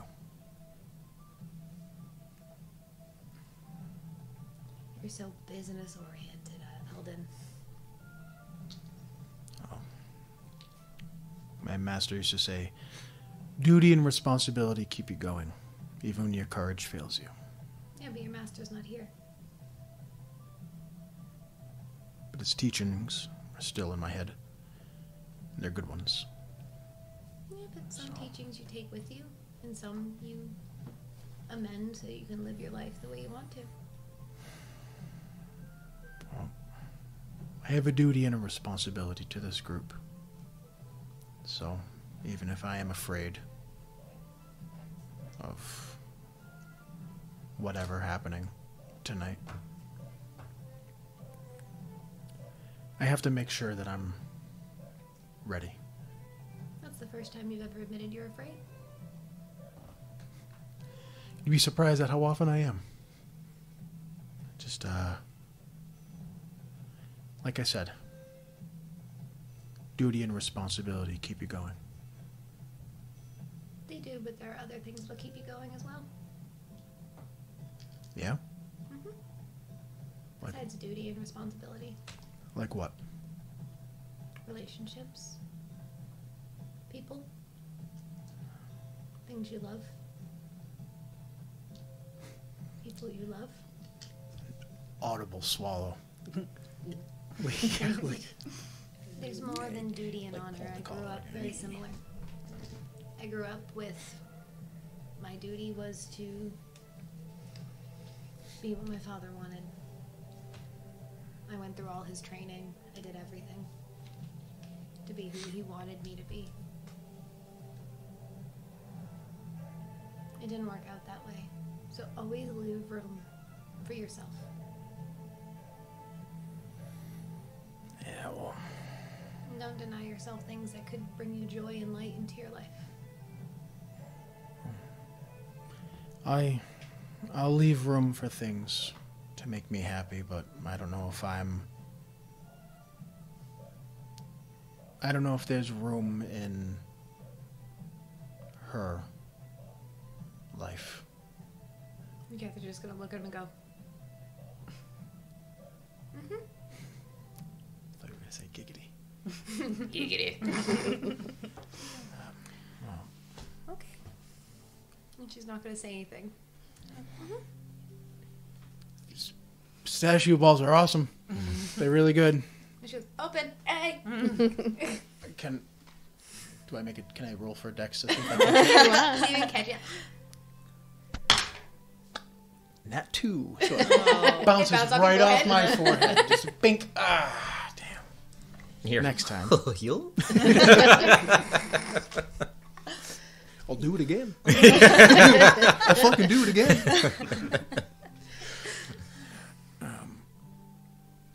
Yeah, Eldon's gonna get real quiet after that.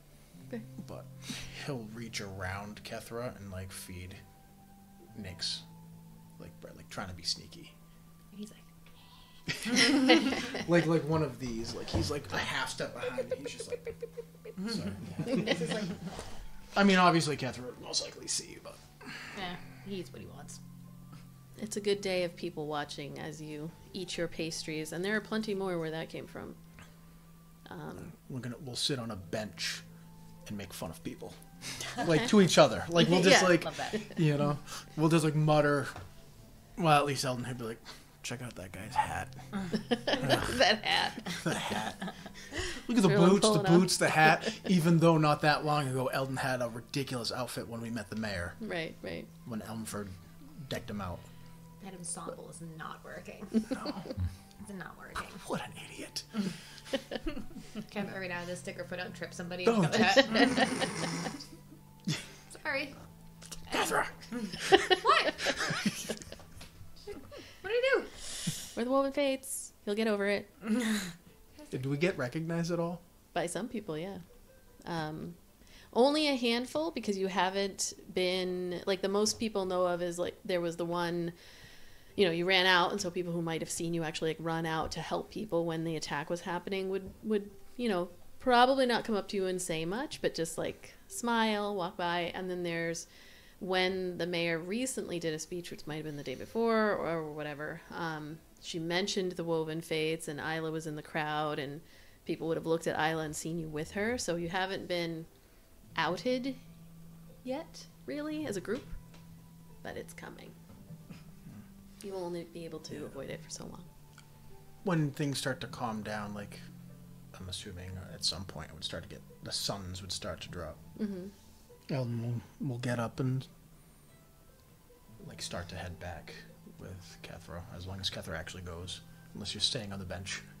Like, all right, let's go. Okay. So, what's going on with you and Kai? Damned if I know. Are you mad at him for what he did? With I'm not Ireland? mad at him. Then what are you? Disappointed. For what he did with Islet? No. Then what? He just decided that it was best to put space between each other. He's doing whatever he wants to do. I don't know his motives. I don't know anything, but apparently he's just done with me. He's not done with you. He's doing what he thinks is best to protect you. I don't need him to protect me. I know that. You know that. But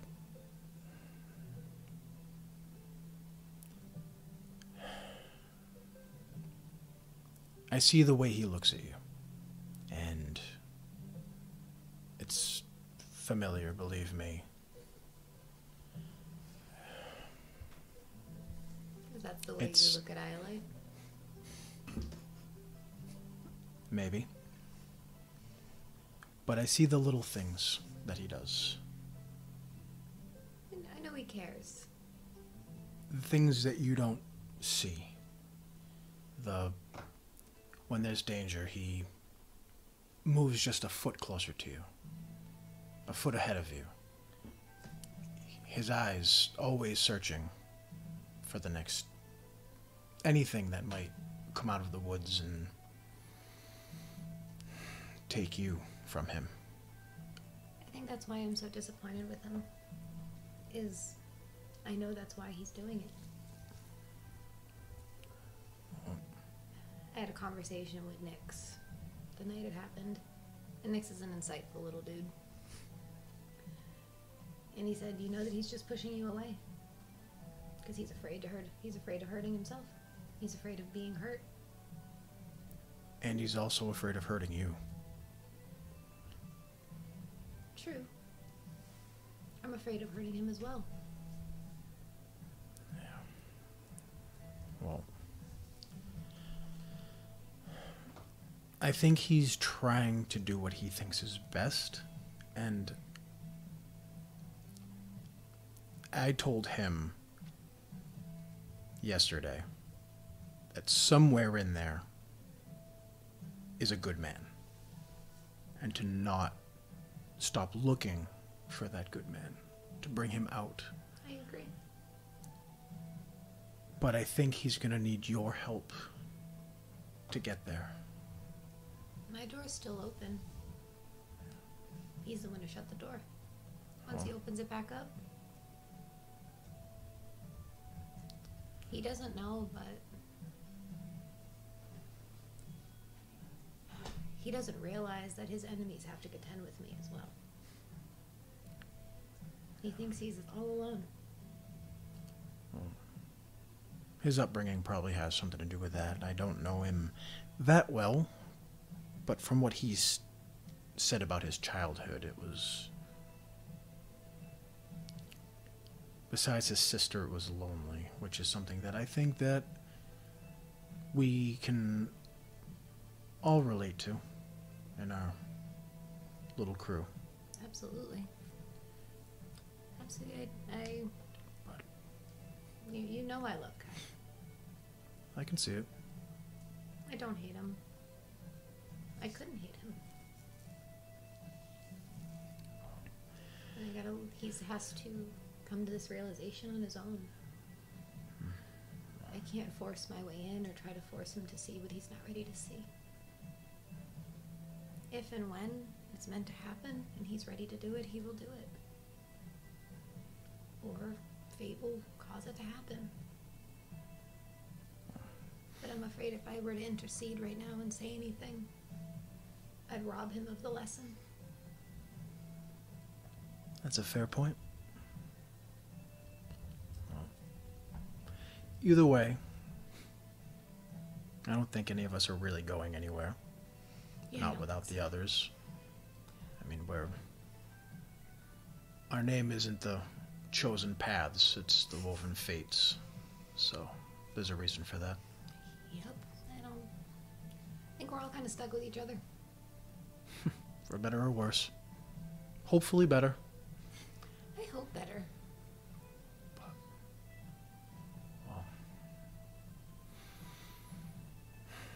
Catherine's just gonna do a thing to make sure that Face Blaster isn't coming back. Girth Master, Face Blaster. Face Blaster! I didn't even put that together. You do see spurts coming down the road as you're walking. If he is, I'm gonna grab Kethra and dive into the bushes. Yeah, consent. Okay. Consent to diving into the bushes. Almost, She's gonna... but almost like childishly Yeah. laughing, but like laughing, like it's fun. It's not like he just Yeah. spiked you into the fucking He just bushes. me into the bushes. But like that, like fun, like hiding a lot. Like when we were in the bushes during the dance contest in Beachmere. We were Simpsoning. Yeah, like we were like sitting there, so like we'll just like almost like that childish like giggling as he walks by. He stops in front of the bushes. Doing Just that stop. little, You that, could that just little, see his long, thin legs. we're doing that little kid thing where you're like giggling and you think, and you don't know. Stop. The kids are like under the table, convinced that you don't see or hear them. Gets quiet again for a moment, as all you can see from the bushes, from between the leaves, is Spritz's legs. You can see other people walking past, like, but he has stopped, and he just lingers there for just a minute, and then keeps walking.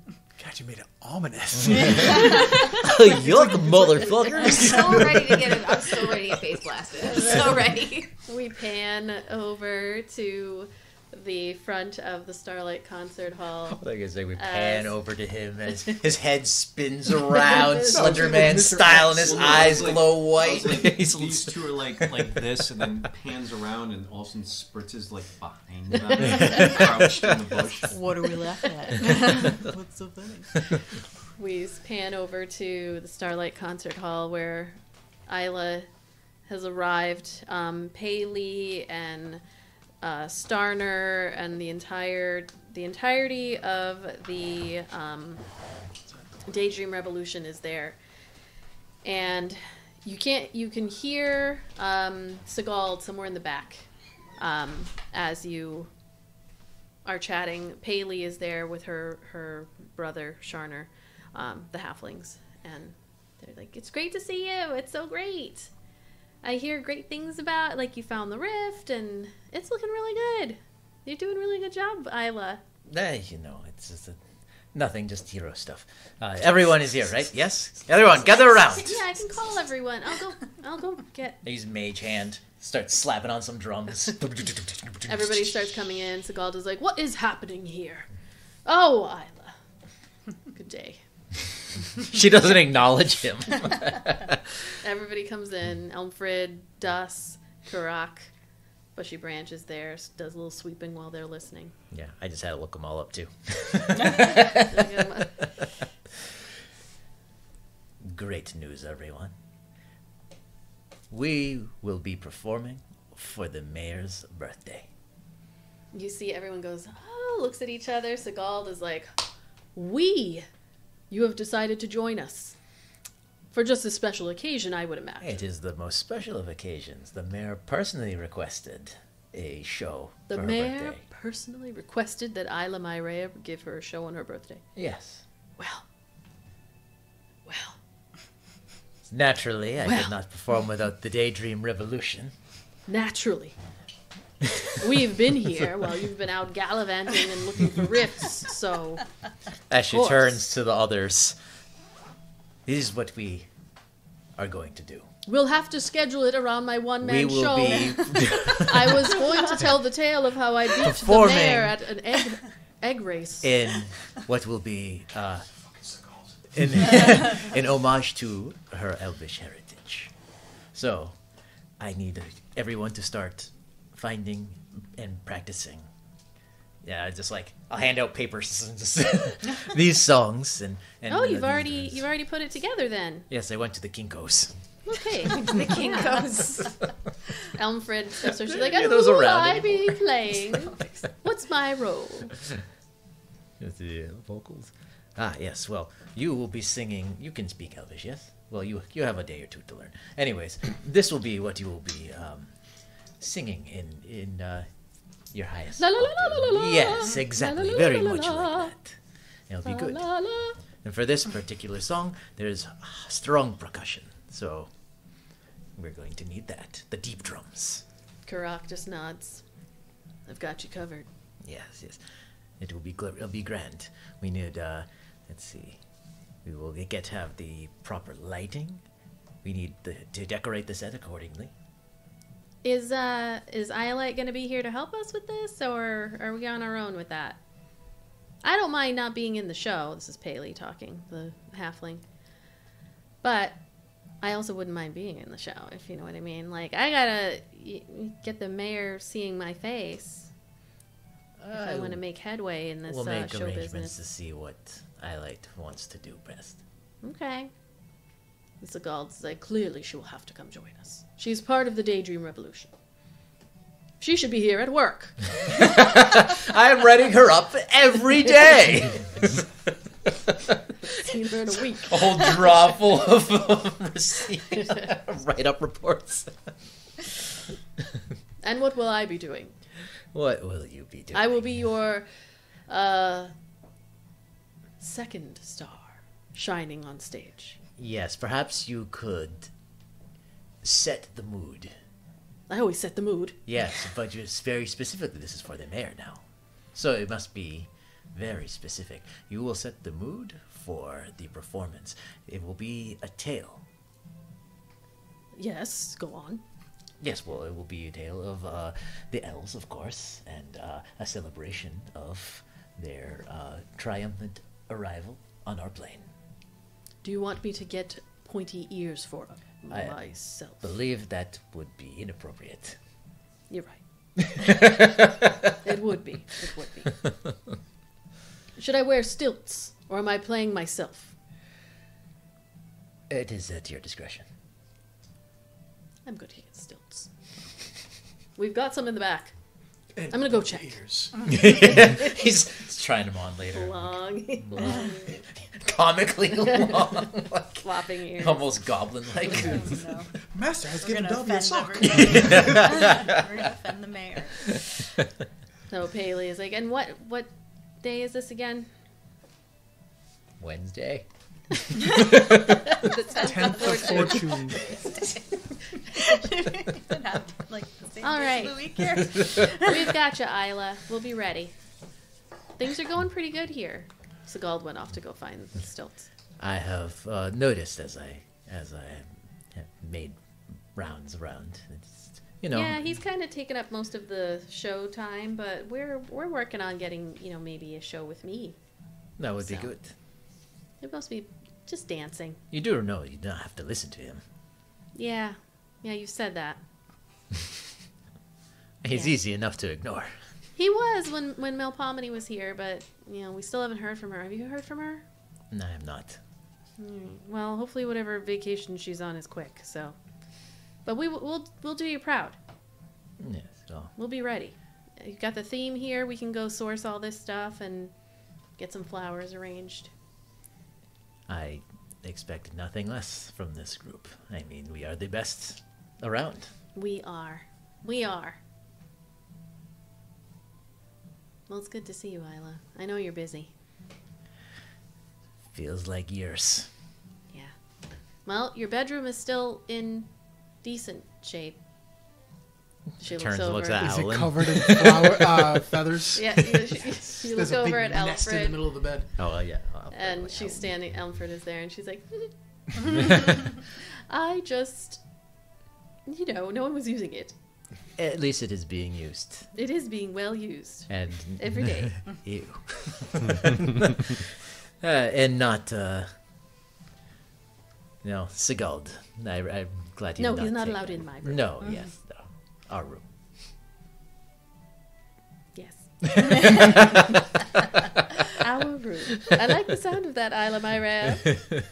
Our room. Yes, our room. Oh. Enjoy it. I must get going to another meeting that we're having tonight, but we will convene and practice run before the actual performance. Of course. We're here. So exciting. Very exciting. You're not sleeping here tonight, right? Oh no. Okay. No, I have other accommodations for the time being. Fabulous. Wonderful. Right down the street, though. I mean, Good. Right down the street. I do not think I've left anything here. No, you haven't left anything at all. You have everything.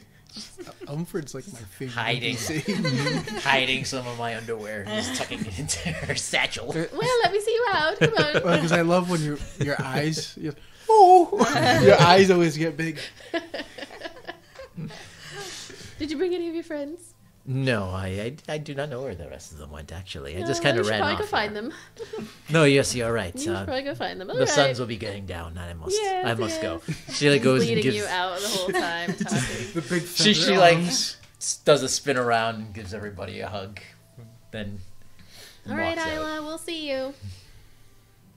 Bushy Branch just waves quietly. Okay. It is time. No. And that's where we will take the end of the session. I'm just kidding. No. You all prepare yourselves. It's like you all role play too much. Yeppin'. At the Woven Fates home. What's everyone wearing? Just regular clothes? Where are we going? What is the? You're going to the Blue titty bar? Station. You're going to the Blue Station, Bluetown Station, I'm sorry. Isla, you would be able to communicate to everyone that, sorry, it is, oh yeah, right here. It's like and right it's across fucking the, close. right across the street.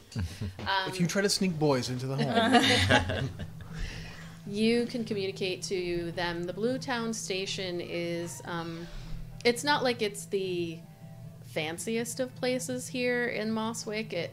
It's affordable for everyone, but the place that people go when they want to go somewhere nicer, if that makes sense. It's not a 5-star restaurant or tavern or whatever, but it's like, I don't want to go to the dive bar down the street. I'm going to go to this place. It's like, I want to have fun with my friends and not get hit on by like sleazy.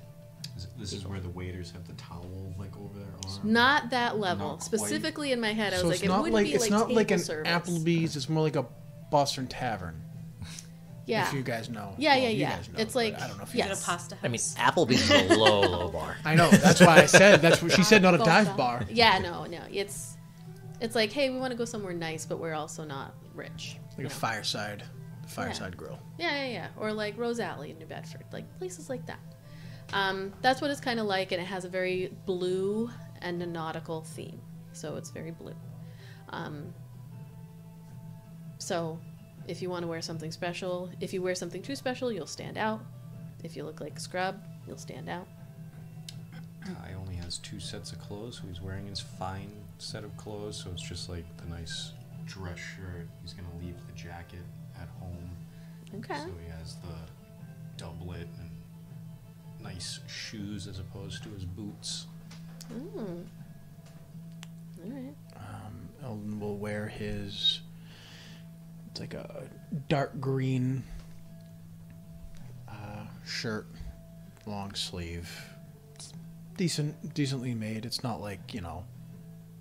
It's his nicer set of clothes, I guess you could say. It's not like the one that has like arrow holes and scratch marks in it and stuff. it's like the exact same design as Yeah. your everyday. It's just like nice and Yeah, and all the rest of his gear is all polished up, so he doesn't actually look too bad. He well traveled, but not bad, I guess is the way I would say it. Like not scrubby.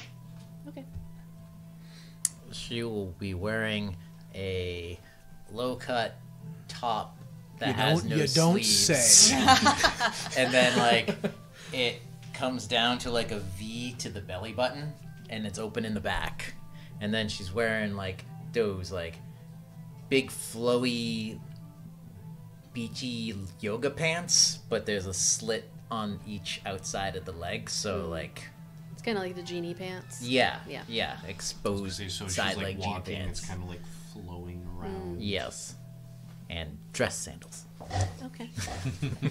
What about Kethra? What's Kethra wearing to the Bluetown Station to meet Desi? It's a long black dress. Oh shit! Simple. Simple, like slits up the side, so in case you gotta kick someone's ass, it's cool. Okay. Kethra looking hot. Oh yeah. It's gonna make Nick's Kai in a little- jealous. Yeah, right. A little side bag. Little Nick's fanny pack. What about Iolite? Iolite's.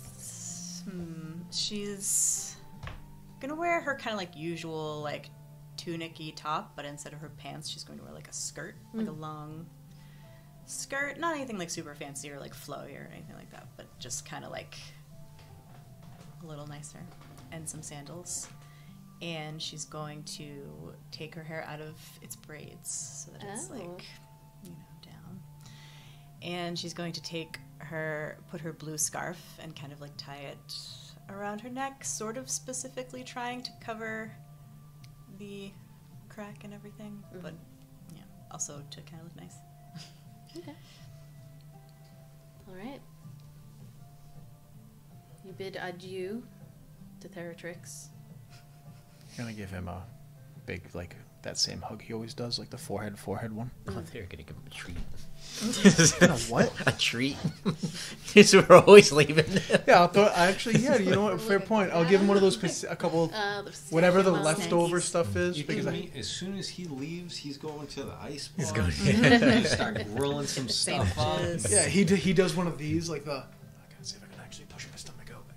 The.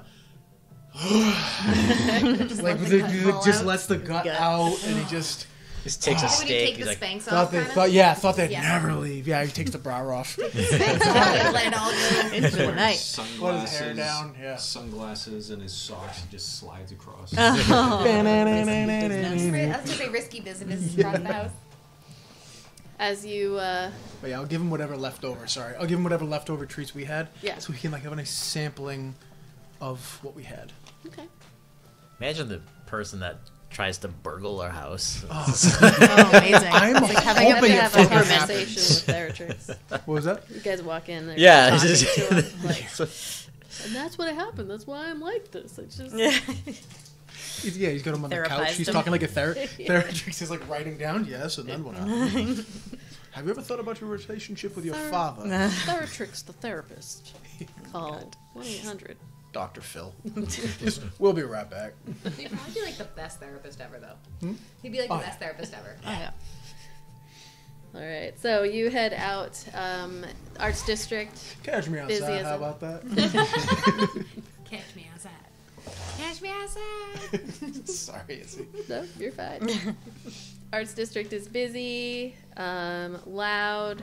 The drag queens that you know, they like catch a glimpse of you, and you can hear some yelling and like whooping as you're walking down. They can't reach you where they're at.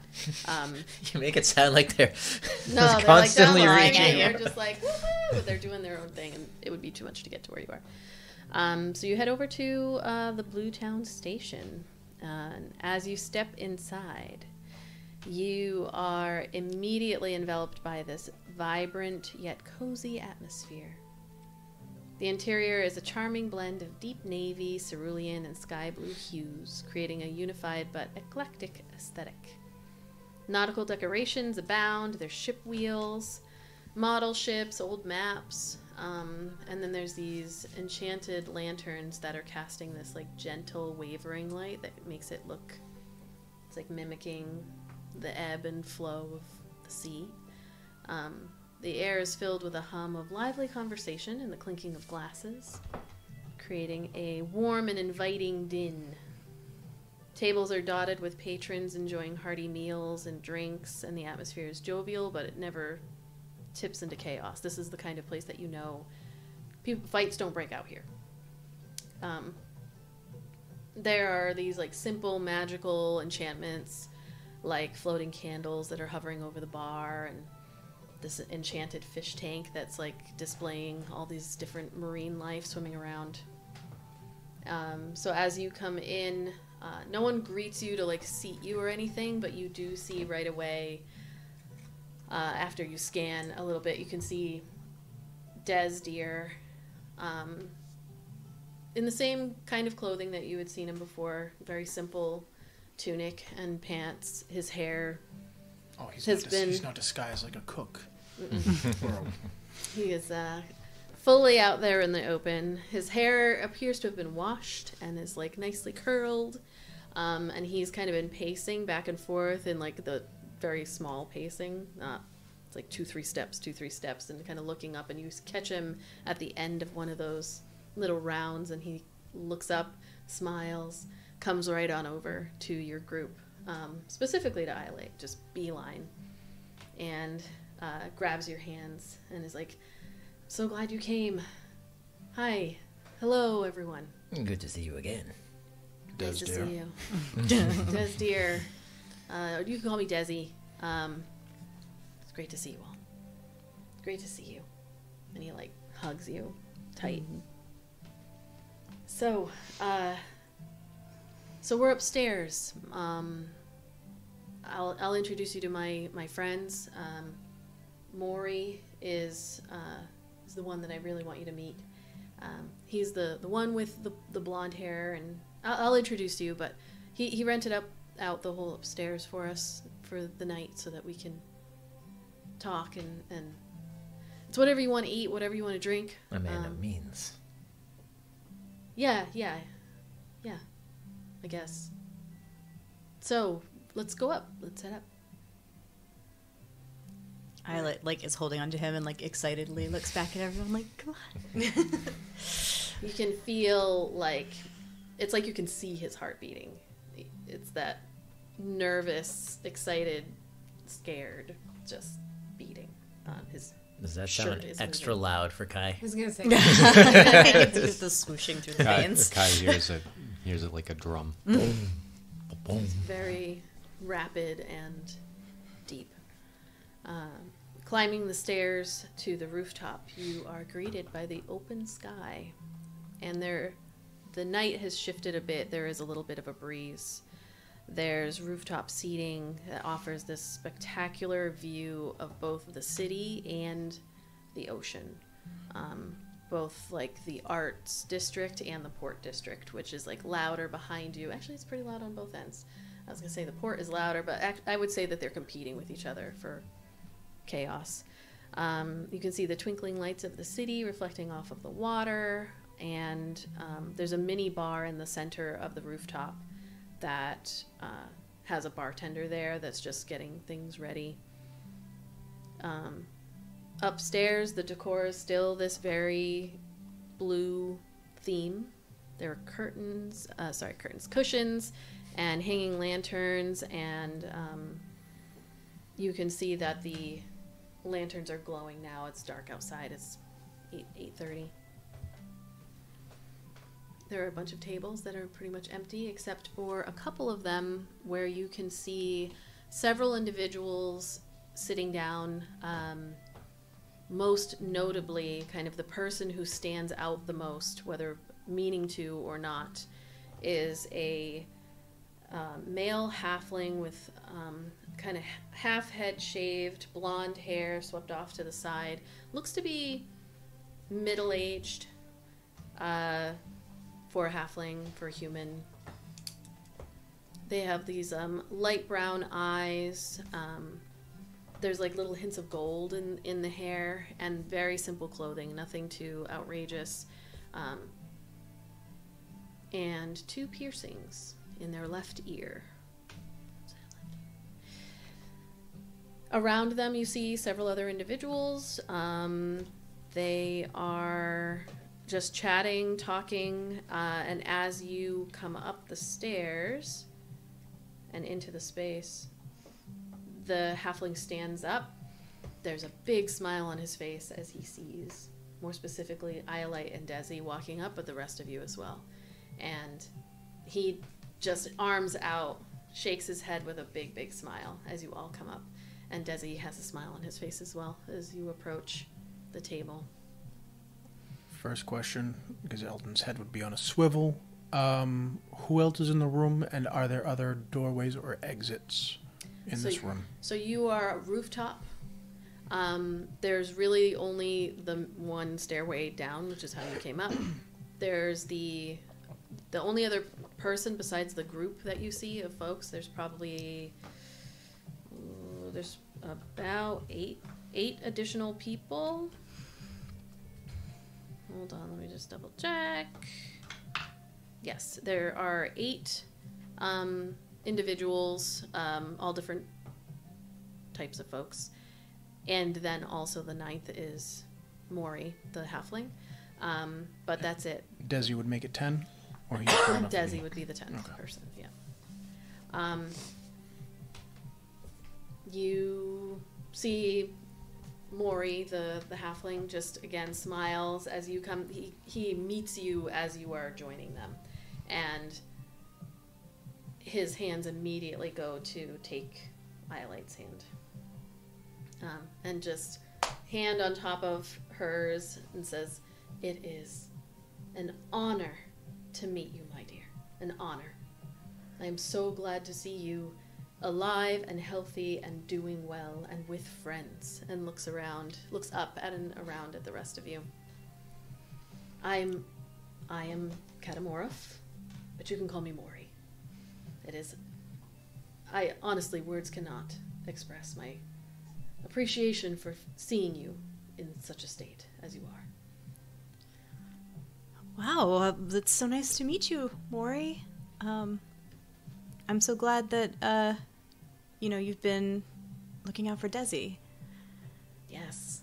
Desi, he looks up at him and kind of pats his arm. Wonderful, wonderful boy. He is. And you mean so much to him. To all of us, really.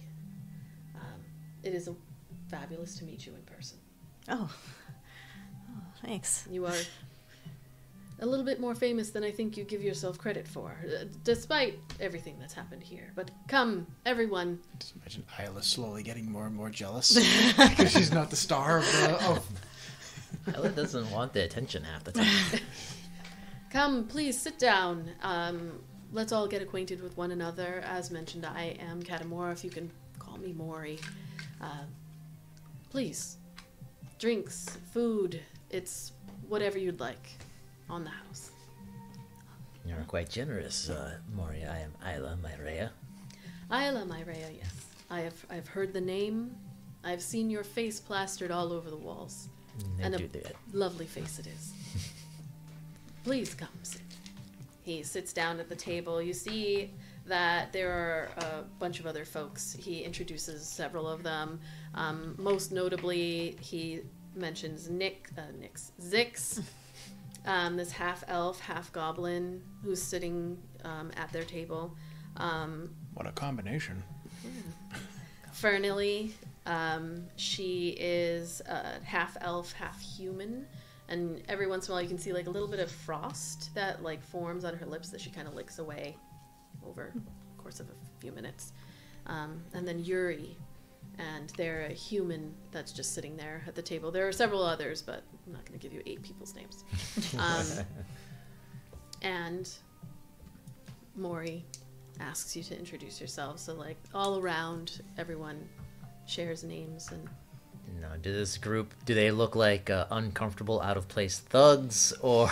No, I won't even, like, insight is not even necessary as you are watching these folks. It almost looks like they are like you, like a group of chosen family in a way. They're very comfortable around each other. There is, as even within the first few minutes of sitting and watching, you can tell that Mori is the center of this family unit, as it were, but no one's sitting there like this or anything. Like, they're very casual. It looks like they started drinking a little while ago, like, very casual.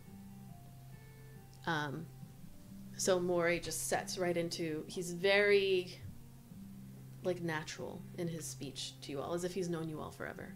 And he just sets into, so I've heard so much about your adventures. You've done so much good for this city. I would not have expected that of a dancer, but it seems as though you've expanded your reach, your skills. No, this is my home. And then how did you all meet? Just happened to be traveling in the same caravan to the city. Sometimes that's the best way to meet your best friends. Complete chance. It was fate, not chance. Fate. An even better word. A better descriptor, I would say. I agree. And you, what is it that you do that brings you the fortune to bring all of us here and buy out the top floor? Oh, I see. I was going to say that what brings me here is Iolite. Oh, that we know. Yes. No, my work is with the Empire of Cassia. I can't go into too much detail, and it depends on what job I am being given at the time, but we are mercenaries of sorts, a bit higher than that. We're called Asterim's End. Excuse me? I thought I was the only one. Okay, good. I was like, Asterim, comma S, apostrophe S, apostrophe, end. Astrum's end. We've been on a single job for quite some time, actually. That's where Iolite comes in. Sounds like that fun thing. oh, we've got 3 days. Oh my god. Sorry, guys. Oh. Relief. Eldon will shoot a look over at Iolite and then back at Mori. And what is it that you want from Iolite? Well, that gets very complicated. I fear, and I hope, I don't want to be too forward, but I do want to just express to you, Iolite. Desi has been looking for you for quite some time, and he is an extraordinary person who has put, arguably, everything that he has on the line for you. You see, so Desi isn't sitting next to you. Like, he's decided or chose, maybe intentionally, to sit where he can see you. So maybe across from you, whatever. And next to him, you can see, I don't know how to say this. I wrote it down, and it looked nice, but I'm like, Fernilly? I'm going to go with Fernilly. You can see Fernilly, the half-elf, half-human. She just, like, squeezes his hand. Not like she's hiding it at all, but he looks down. Desdeer looks down, like he can't make eye contact with you in this moment, and she squeezes his hand, sitting next to him.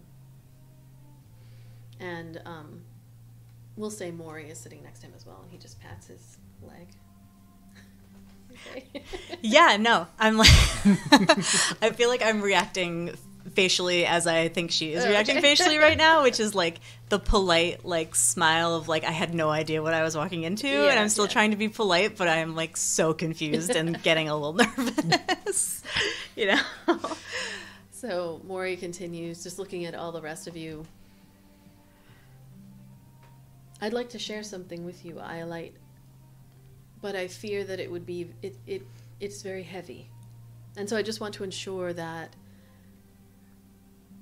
this group of individuals are those in which you would want to hear heavy news.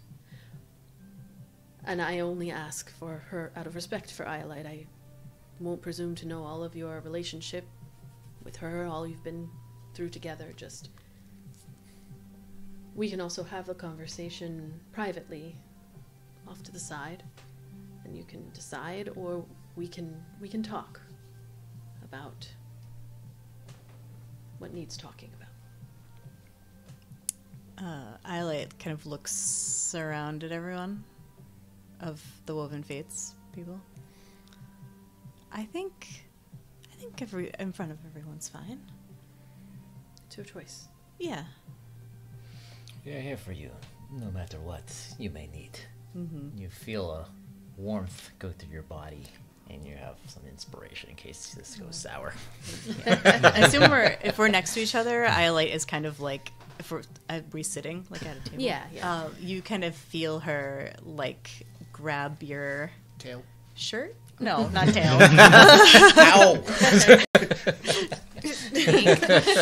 Get closer. Pull the whole Yoink. chair over. Like a little fabric of your like clothing. I don't know, just like nervously, just like you're, I don't know, like reassurance that you're like there almost.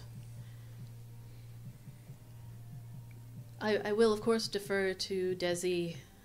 They look at each other, and Desi just kind of nods and then looks back down at the table, at his hands, for any input he may have. But I'm distant enough from the situation that I will not dally. I want to look at Desi and see if I can get him to make eye contact with me before Mori goes into this. Just staring at him. Just Make a persuasion check.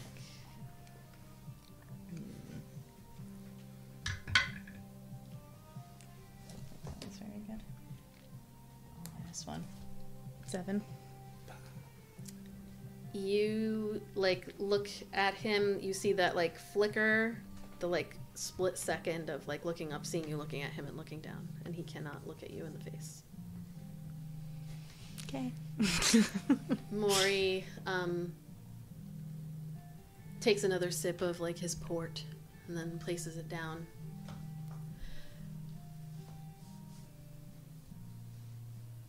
As I mentioned, I work for the Cassian Empire in a limited capacity. And quite some time ago, we here in Astrom's End were assigned a particular mission to keep an eye out and understand what the Sidereal Assembly was up to. The headmaster there, Valiun Kaigeros, had been known for keeping secrets, and the Empire, the Emprex, they were concerned. So we traveled to Murnori, the village just outside of the assembly. But it was a little difficult as you are very much aware. They did not have visitors at the assembly. It was not a place you could go and just stop by to discuss anything, and the headmaster was he kept things very close. Patience is a virtue, as they say. We were very patient. Luckily, perhaps fate, he looks at Eldon, would have it that you all frequently needed to travel to Murnori for supplies and whatnot. And we met Desdir during one of your stopovers. In fact, he looks over at Desi, and Desi doesn't really look up, but he just says, they all were able to protect me from getting mugged. I would have lost everything that day. And Maury says, besides the point, we met. And yes, our circumstances in meeting were very fortuitous. And I asked Desdir to do me a favor, just keep me informed of what was going on in the assembly. Of course, Desdir said no. And you see Desi just kind of smile a little bit. I informed him only slightly of my mission to just watch, but he refused to supply us with any information, as I respect and understand. So we were at square one, trying to just understand how we could gain more information and insight into what was happening at the assembly. Well, months went by, watching, paying attention. We gathered very little information in that time, until one day, Desdir came to the village and told us that he had horrible news. He overheard the headmaster discussing something quite horrific.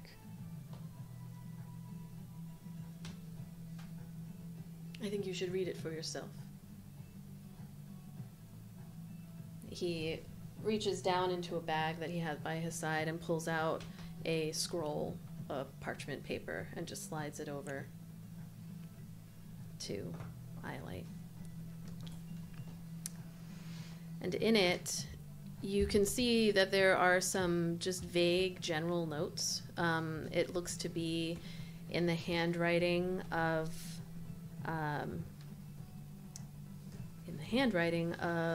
Valiun. And I am going to put it up on the screen. Hold on.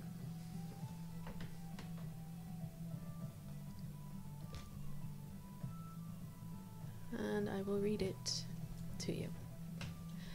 So, Headmaster Kaigeros Research Journal, Shard Extraction Procedure, dated Manifestation 22/14/19. personal notes. I'm actually going to pull this one up in front of me so that I can read it better. I was gonna say, how could you read it from that far away? I'd be like, I can, but it's not great. Can't. Don't worry, I'll read it I to could you. barely read it from here. Well, you got a weird angle going on. Personal notes. Today marks a pivotal moment in our research endeavors. And this is something that Iolite would be reading. I would assume not out loud, but... Right. The opalescent shard embedded within subject Iolite presents a unique opportunity for exploration into the arcane mysteries of our world. However, it is with a heavy heart that I acknowledge the grave risks involved in the extraction process.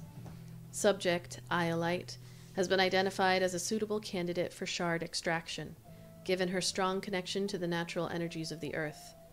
However, the intimate bond between Iolite and the shard suggests that the extraction may prove fatal to the subject. It is a difficult decision, but one that must be made in the pursuit of knowledge and understanding. Excerpt from Stakeholder Meeting. Subject, extraction of opalescent shard from subject Iolite. Summary. Objective.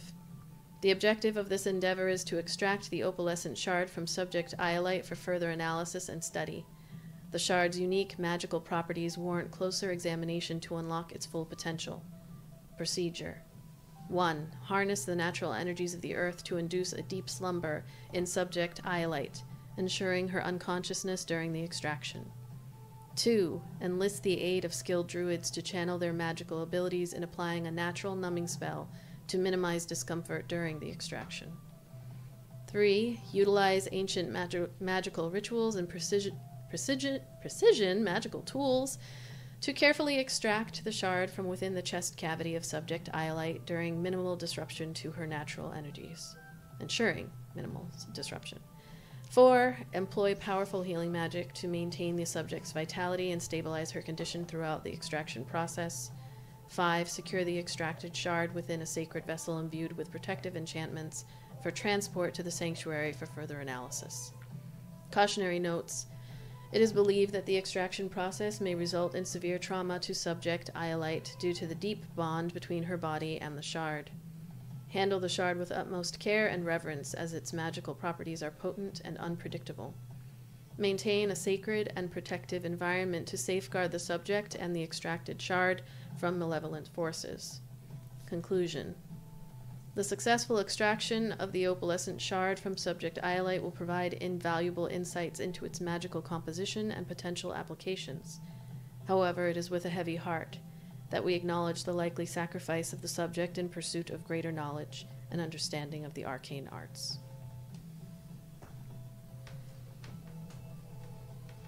As I'm reading that over her shoulder, out loud, just go, those bastards.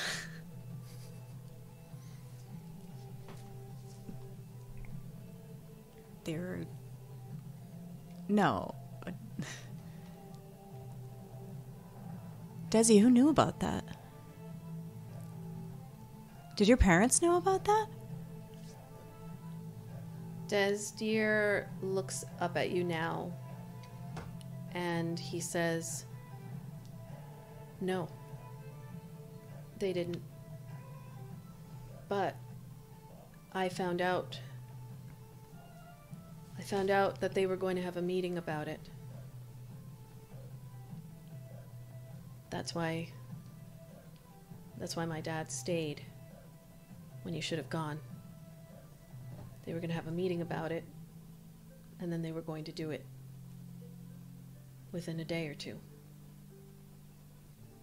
My father wouldn't have been able to stop it. Who was he? Valian made a choice, and it was going to happen, whether I wanted it to or not." Why didn't you tell me? Why would you keep that from me? He doesn't look at you. And Mori says, "I know this is difficult to read and process, but Desdir did the right thing. What would telling you have changed? Would you have gone up against one of the most powerful druids? and the assembly? I don't know. I don't know what I would have done, but at least I could have tried to do something. Perhaps. But Desdir came to us. And together we tried. And you see Mori reaches over and again squeezes Desdir's hand. We tried to send his parents away. Unfortunately, the plan did not go as we had hoped, in more ways than one. But we arranged for his parents to go off on a made-up mission. All they needed was to be away for long enough for us to go and extract you and the shards. However, they came back and unfortunately lost their lives as a result. As in you killed them. Sadly. Why? Why did you have to kill them? The night went south. The way it was supposed to work, and I hope you can believe me, I know you've only just met me, is his parents would be gone. Desdir opened the door and allowed us in. I look at him again. And he is not looking up. He is eyes down. He allowed us in. We had gone in originally with the intent to discuss. However, as would be expected, there was a belief that we were there to harm. And things went violent within moments. It was an unfortunate situation. We were not able to make our true intentions known in a way that would cease the attack. We called for you. I called for you. But it was met not the way that we had hoped. I wish I could say more, and when Desdir saw that it was going south, he looks at Desi. He did what he thought was best and sent you out of the assembly entirely. And it was a good call, as the headmaster, very powerful. We were unsuccessful in our extraction. I lost several very good people that day.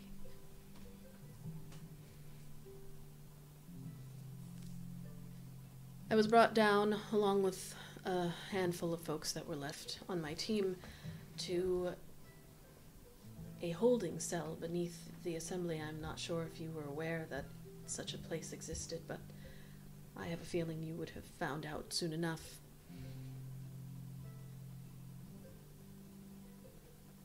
The headmaster did not know of Desdir's involvement, and so he was sent to watch us.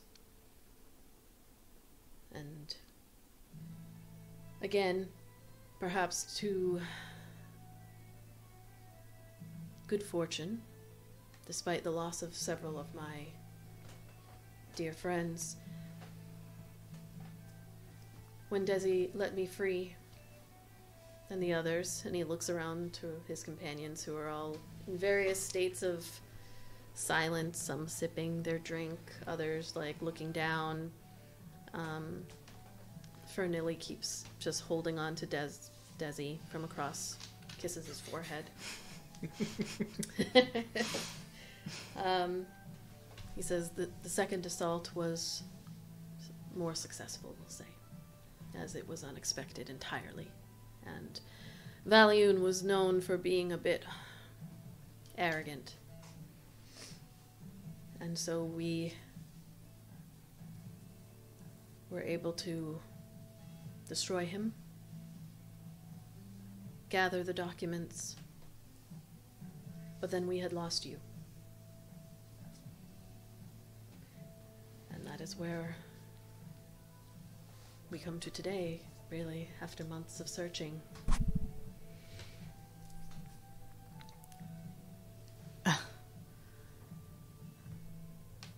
Please do not blame him. He did what he thought was right. And he paid a dear price for it. And you are still alive.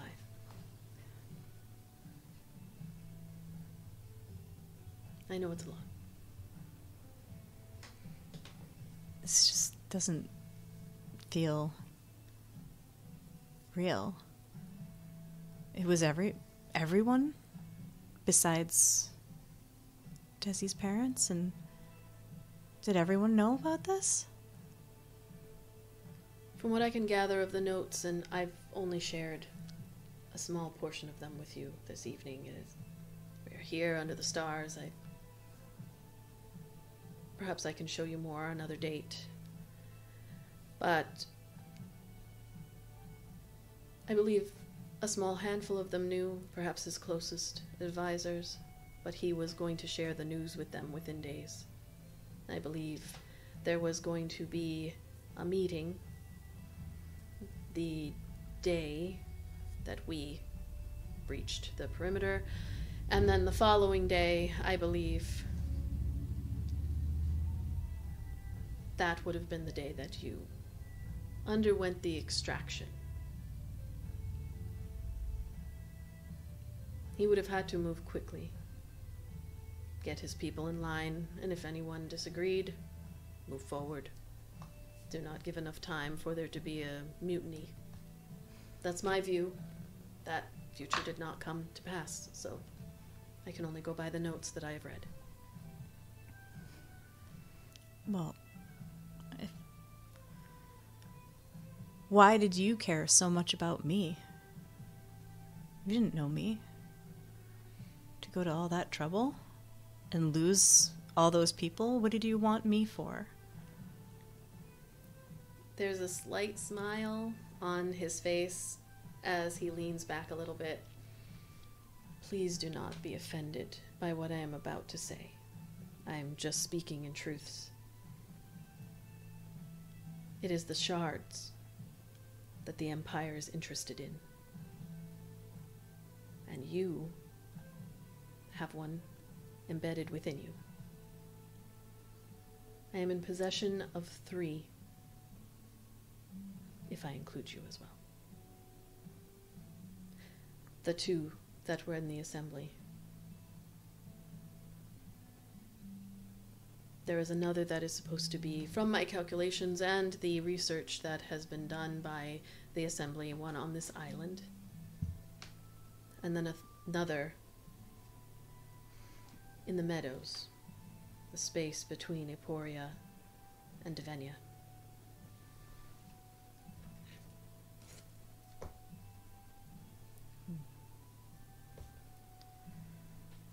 So again, I do not mean to offend you, but you, Iolite, are not what I am interested in. And for my own sake. The Empire is interested in. However, my task has been to bring all of the shards that I can find back to the Empire. And so I would like to locate the one on this island. I would like to travel to the meadows and find the other. And for that, I would like your help. I am of the belief that the Empire would not continue with such a drastic plan as Headmaster Kaigeros did, or he would have communicated it to the Emperor. Why you would remove the power from someone who can wield it, I do not know. But with this power, you may be able to find respect from the Empire. This is incredible. It It is my understanding as well that the shards call to one another or pull to each other. So I believe that you would be best positioned to help bring them all together and then present it to the Empire. We could go to Cassia or Kalia. But given that you are a citizen of Cassia, I believe that would be the best choice. And you said you have 2? I do. Where? They are in safekeeping. I have them stowed away behind enough lead to keep them from being found. If you may also give me a little bit of credit, I do not know you or your companions, so unfortunately we will have to gain some trust before I can share their location with you. And is that how you found me? With them? In part. Desi is very tenacious. And He is. his entire focus was on finding you. So it took us several months, but he was successful. Here we are. What assurances are there that you say you believe that the Empire will not try to do some sort of extraction of this shard, but you cannot say that for certain? I cannot speak for the Emperor, nor what the Emperor would do, but I feel as though if the headmaster felt that their actions would be sanctioned by the Empire, they would have communicated. And the fact that he kept it secret, I believe that that means he was unwilling to take the chance that they would say no, that they would rather speak with the individual. One common theme I noted throughout the notes was that you were always referred to as Subject Iolite from the moment you were 10 years old. I do want to say as well, this amount of power is dangerous to have. We are not communicating much with anyone outside of our group as to what you have within you. But if it were to be found out, I can assure you that all of the thread hunters within 100 miles of you at any given point would seek you out. Your best bet long term is to seek out the protection of the Empire.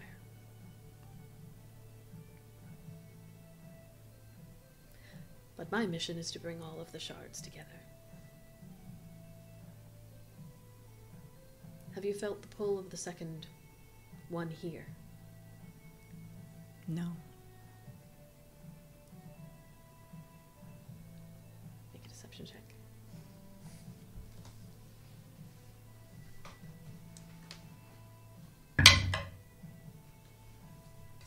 Can use this. That dice roll, the way that sounded, it was just. It was a metal one. It was just. I know, but it was just heavy with like the hope. The hopes and drip. Was it a deception? Deception, yeah. Oh, no. Okay.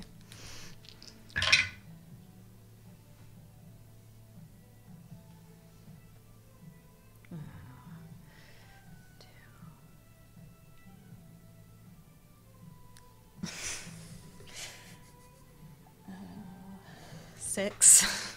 Okay. With all that. He just nods. Well, perhaps together we can, if you... I was gonna ask to take a setback if she got the advantage on that roll. But you started talking, so I don't know if that... Did you roll advantage already? No. She used her I inspiration. used it, yeah. Oh, okay. What setback are you taking in this moment? What are the choices again? It's the next rolls. So you can, hold on, let me just read it because it's,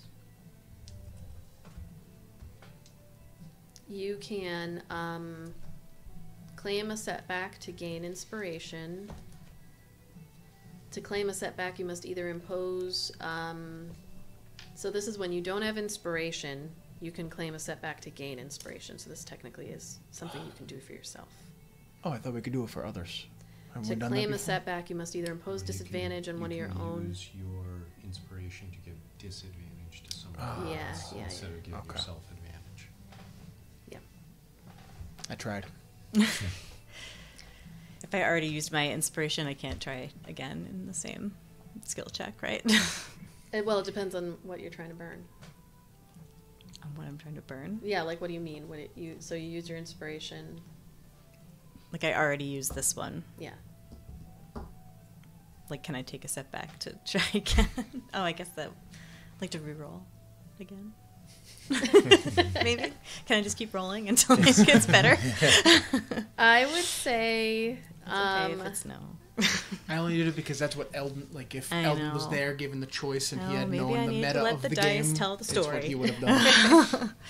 Well, I would say that it's a little tough unless you have like what are you thinking that you would do as a setback? I don't know. Probably nothing. Really I wanna need to guess Just the it. sound of defeat. in his I just voice, need to accept Okay. that this is what the dice want. Yeah, he just nods. He's just, well, perhaps we can find it together, if you would like. My ultimate goal here is to redeem Desdir, as I know he has sought it since you all parted ways. But then also to help you understand the choice here. Not in a threatening way, just you are in possession, you embody something quite powerful. And the Empire is aware of your existence. They may seek you out at a future date, but whether they do or not, others will. They will find you. They will find your name. And I believe that, based off of the notes, and I have spent all of these months reading Valiant's notes, that there is potential for great power with you, for you, through you, with these shards. And perhaps if you can harness it, you will be able to decide your destiny when the Empire comes knocking.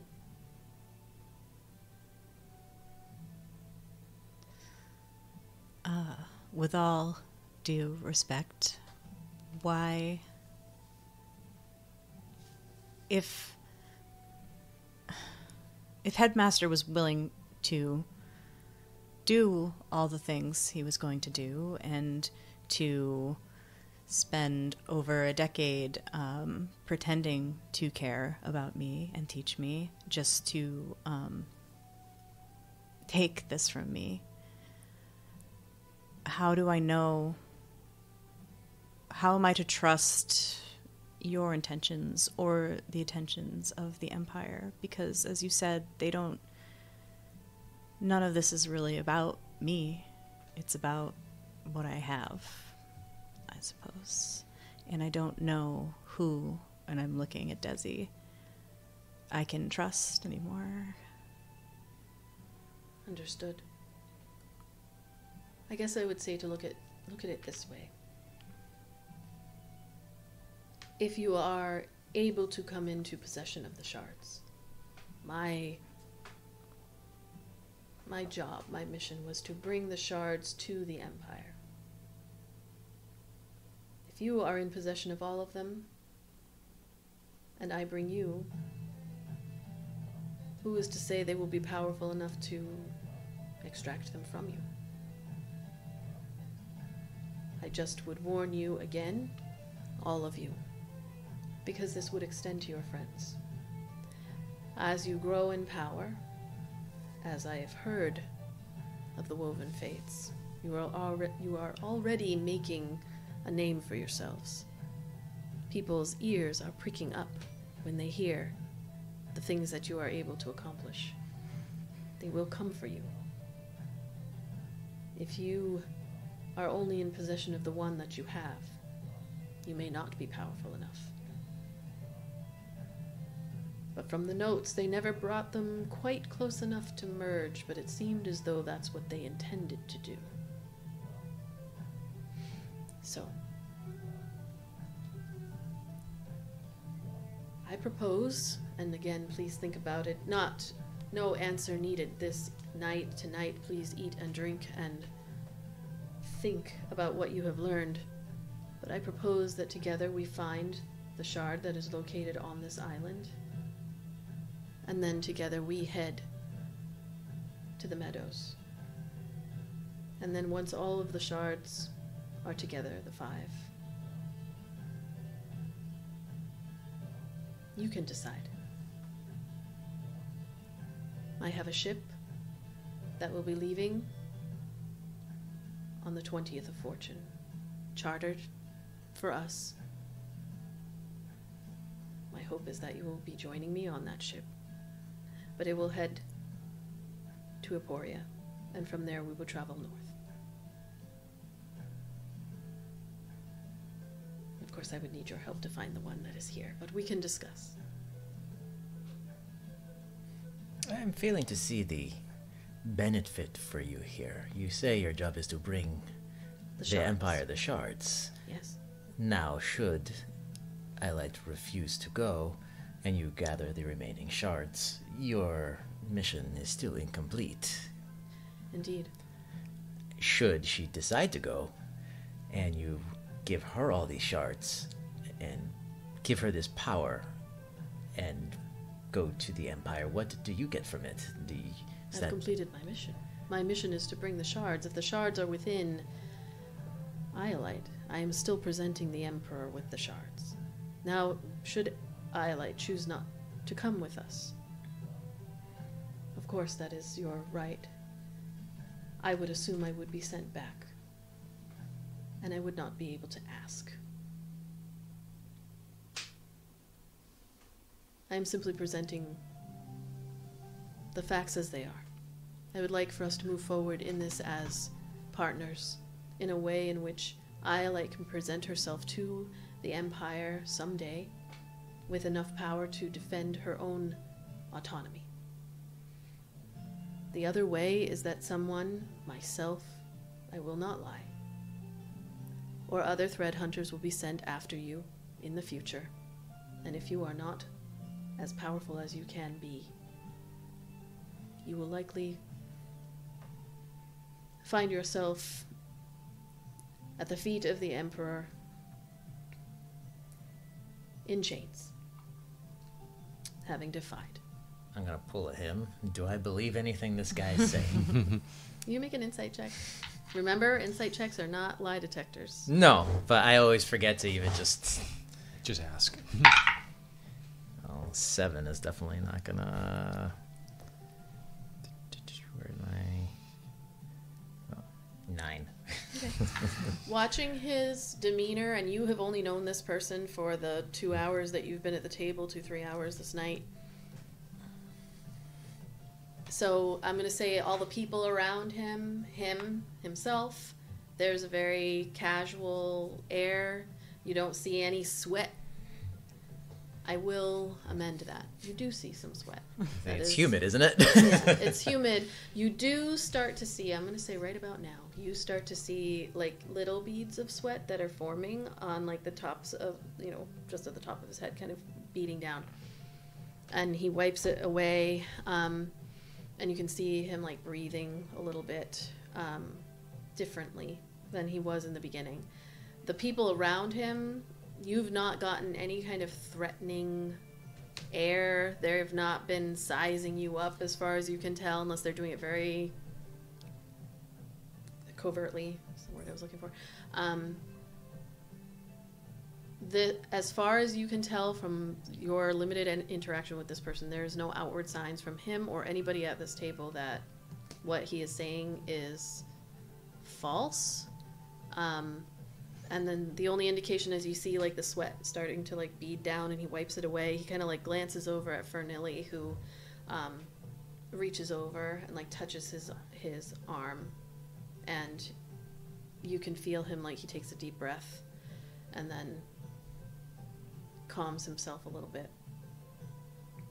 And then she leans back into Desi, who's looking like the whole group kind of looks at Maury when this happens and is just like looking at him, and then he just waves them. Fine. Above the table, which one of you guys is from this empire? Like, any of you? Just me. Just you? We're all from Tania, the other continent. Yeah, he's from Mudras. What do we know about that? Is this emperor good, bad, jerk? Like, So what is known about? What you know about the Cassian and Callian empires is a long time ago they were a family, and they were actually up in Callia, which is where the humans kind of mostly were at the time, and also where they say the elves came from. Like, the first elves came out of a portal up there. But a long time ago, before the elves, this empire split because they were like twins who were just kind of a little different in their thoughts. Like, there was like the more, I'll say, conservative, traditional, not to the extent of real life, but just one brother. Were they human, you said? They were human, I believe. They were human. So they split off and agreed to split. So the brothers separated, and one remained in Callia. The other founded Cassia, or Dreokta, which is the capital. And they kind of like spread more westward, while Callia spread more eastward. Cassia is like super, like lots of half goblins, half elf, half ogre. Like, there's a lot of mixing of races on that side, where Callia is more like half elf, human, halfling, dwarf, half human, half dwarf, like lots She's of that. Callia or Cassia. Cassia. Sorry. And just like there's Dreokta is the word for dance in Irish, so they're just like Cassia is a little bit more fun. Callie is not fun, but they're just a lot less fun than Cassia. You So can tell by all the mixing of. yeah, lots of Everyone's mixing. having fun. Everyone's fucking. So they, the Emprix has multiple spouses in Cassia. The Emperor, not so much in Callia. Like, there's nobody who's like good or bad. You don't know anything about these people. This is just all stuff you've heard. They're rich. They suck. All of them suck. They're all assholes. But So it's not an Emperor Palpatine reputation. no.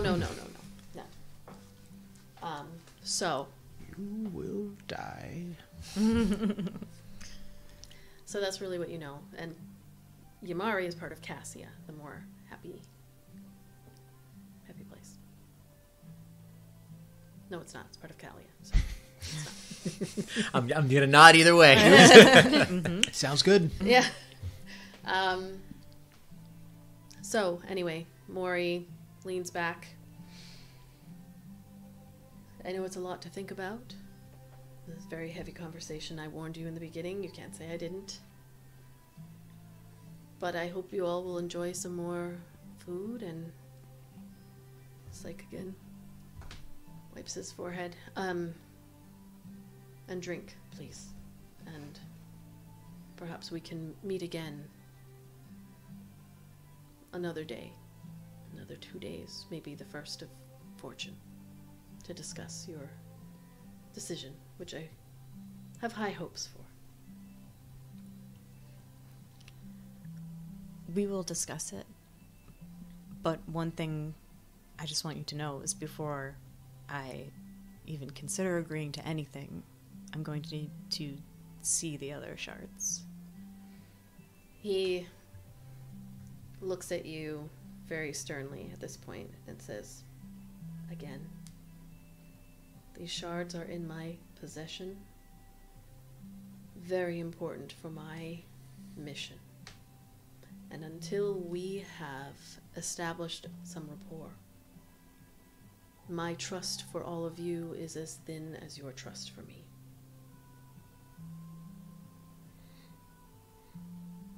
So I would like to get there. Truly. But you are all strangers. I have borne a lot out to you today. You could very well decide to slit my throat in the morning. Angered at what I have done, which Desdeer and I have spoken at length about. But we will have to come to a mutual trust, which means we have to experience life together for more than 24 hours. I'm sure you all have had your trials. But if I were to show you where these shards are, you now knowing how powerful they can make you, you understand it puts me in a tight spot. Not everyone craves power, You are but very correct. has Desi seen them? Desdear looks at you and just shakes his head. Very few have seen them.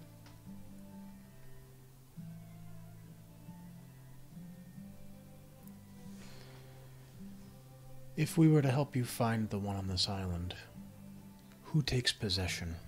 You? Or Ayelet? Would you want to take possession? I think it would be fair. You have two. I could have two. I agree. That sounds like a fair trade to me. Could be a step in the right direction towards us building trust. Isla stands up and goes to the mini bar. It's like, that is a good first step for friends. Building trust. And she goes, drinks all around. And I send you a message that you can only hear. Uh-huh. Do you want me to try to charm them? You hear, not just yet. She starts passing out martini glasses. Notably, Eldon hasn't touched food or drink this whole time. Make Just a saying. sleight of hand check. Has to be good for a bard, right? No? That was... 15. Okay, so All right. Sorry, what did you say? I was saying, no, Eldon hasn't touched food or drink this whole, 2 hours or whatever. Okay. Last time we did. We all passed out. oh yeah. Oh, I It didn't learn was my- brought by the wait staff. Just so Yeah. Doesn't matter. Isla didn't I was learn a like- lesson. She's been eating the caviar and They've all been baguettes. eating, they've been Gnawing on a eating and chicken leg. drinking. Yeah. So Now it's martini time. as the night, or as he just kind of gestures for you to continue eating, drinking, it gets quiet, a little bit subdued. But I would say that's a good place to leave off. Is at the end of this part of the conversation. Another hour. Come on. I don't have to work one for more. tomorrow. Come on, let's go another 50 minutes, please. No. You don't. Yeah. And That's why I said I don't have to work. that's where we will leave it. A lot to think about. She said no to charm. I was gonna do my dance and charm them and get the truth out of them. Well, because I don't want you to do it yet, because in case they'd detect it immediately. No, they can't Yeah. with this Well, particular thing. I But feel like it's well, too soon. so here's the thing, is that you say that, but people also can kind of get the gist of what you're doing when you're nonsense. I'm just when you're doing just the randomly dance of friendship. dancing. People who don't trust you are going to be paying attention to you. They don't know me. Yeah, I feel like that's the we're point. that would potentially blow the trust before we have Yeah. the chance.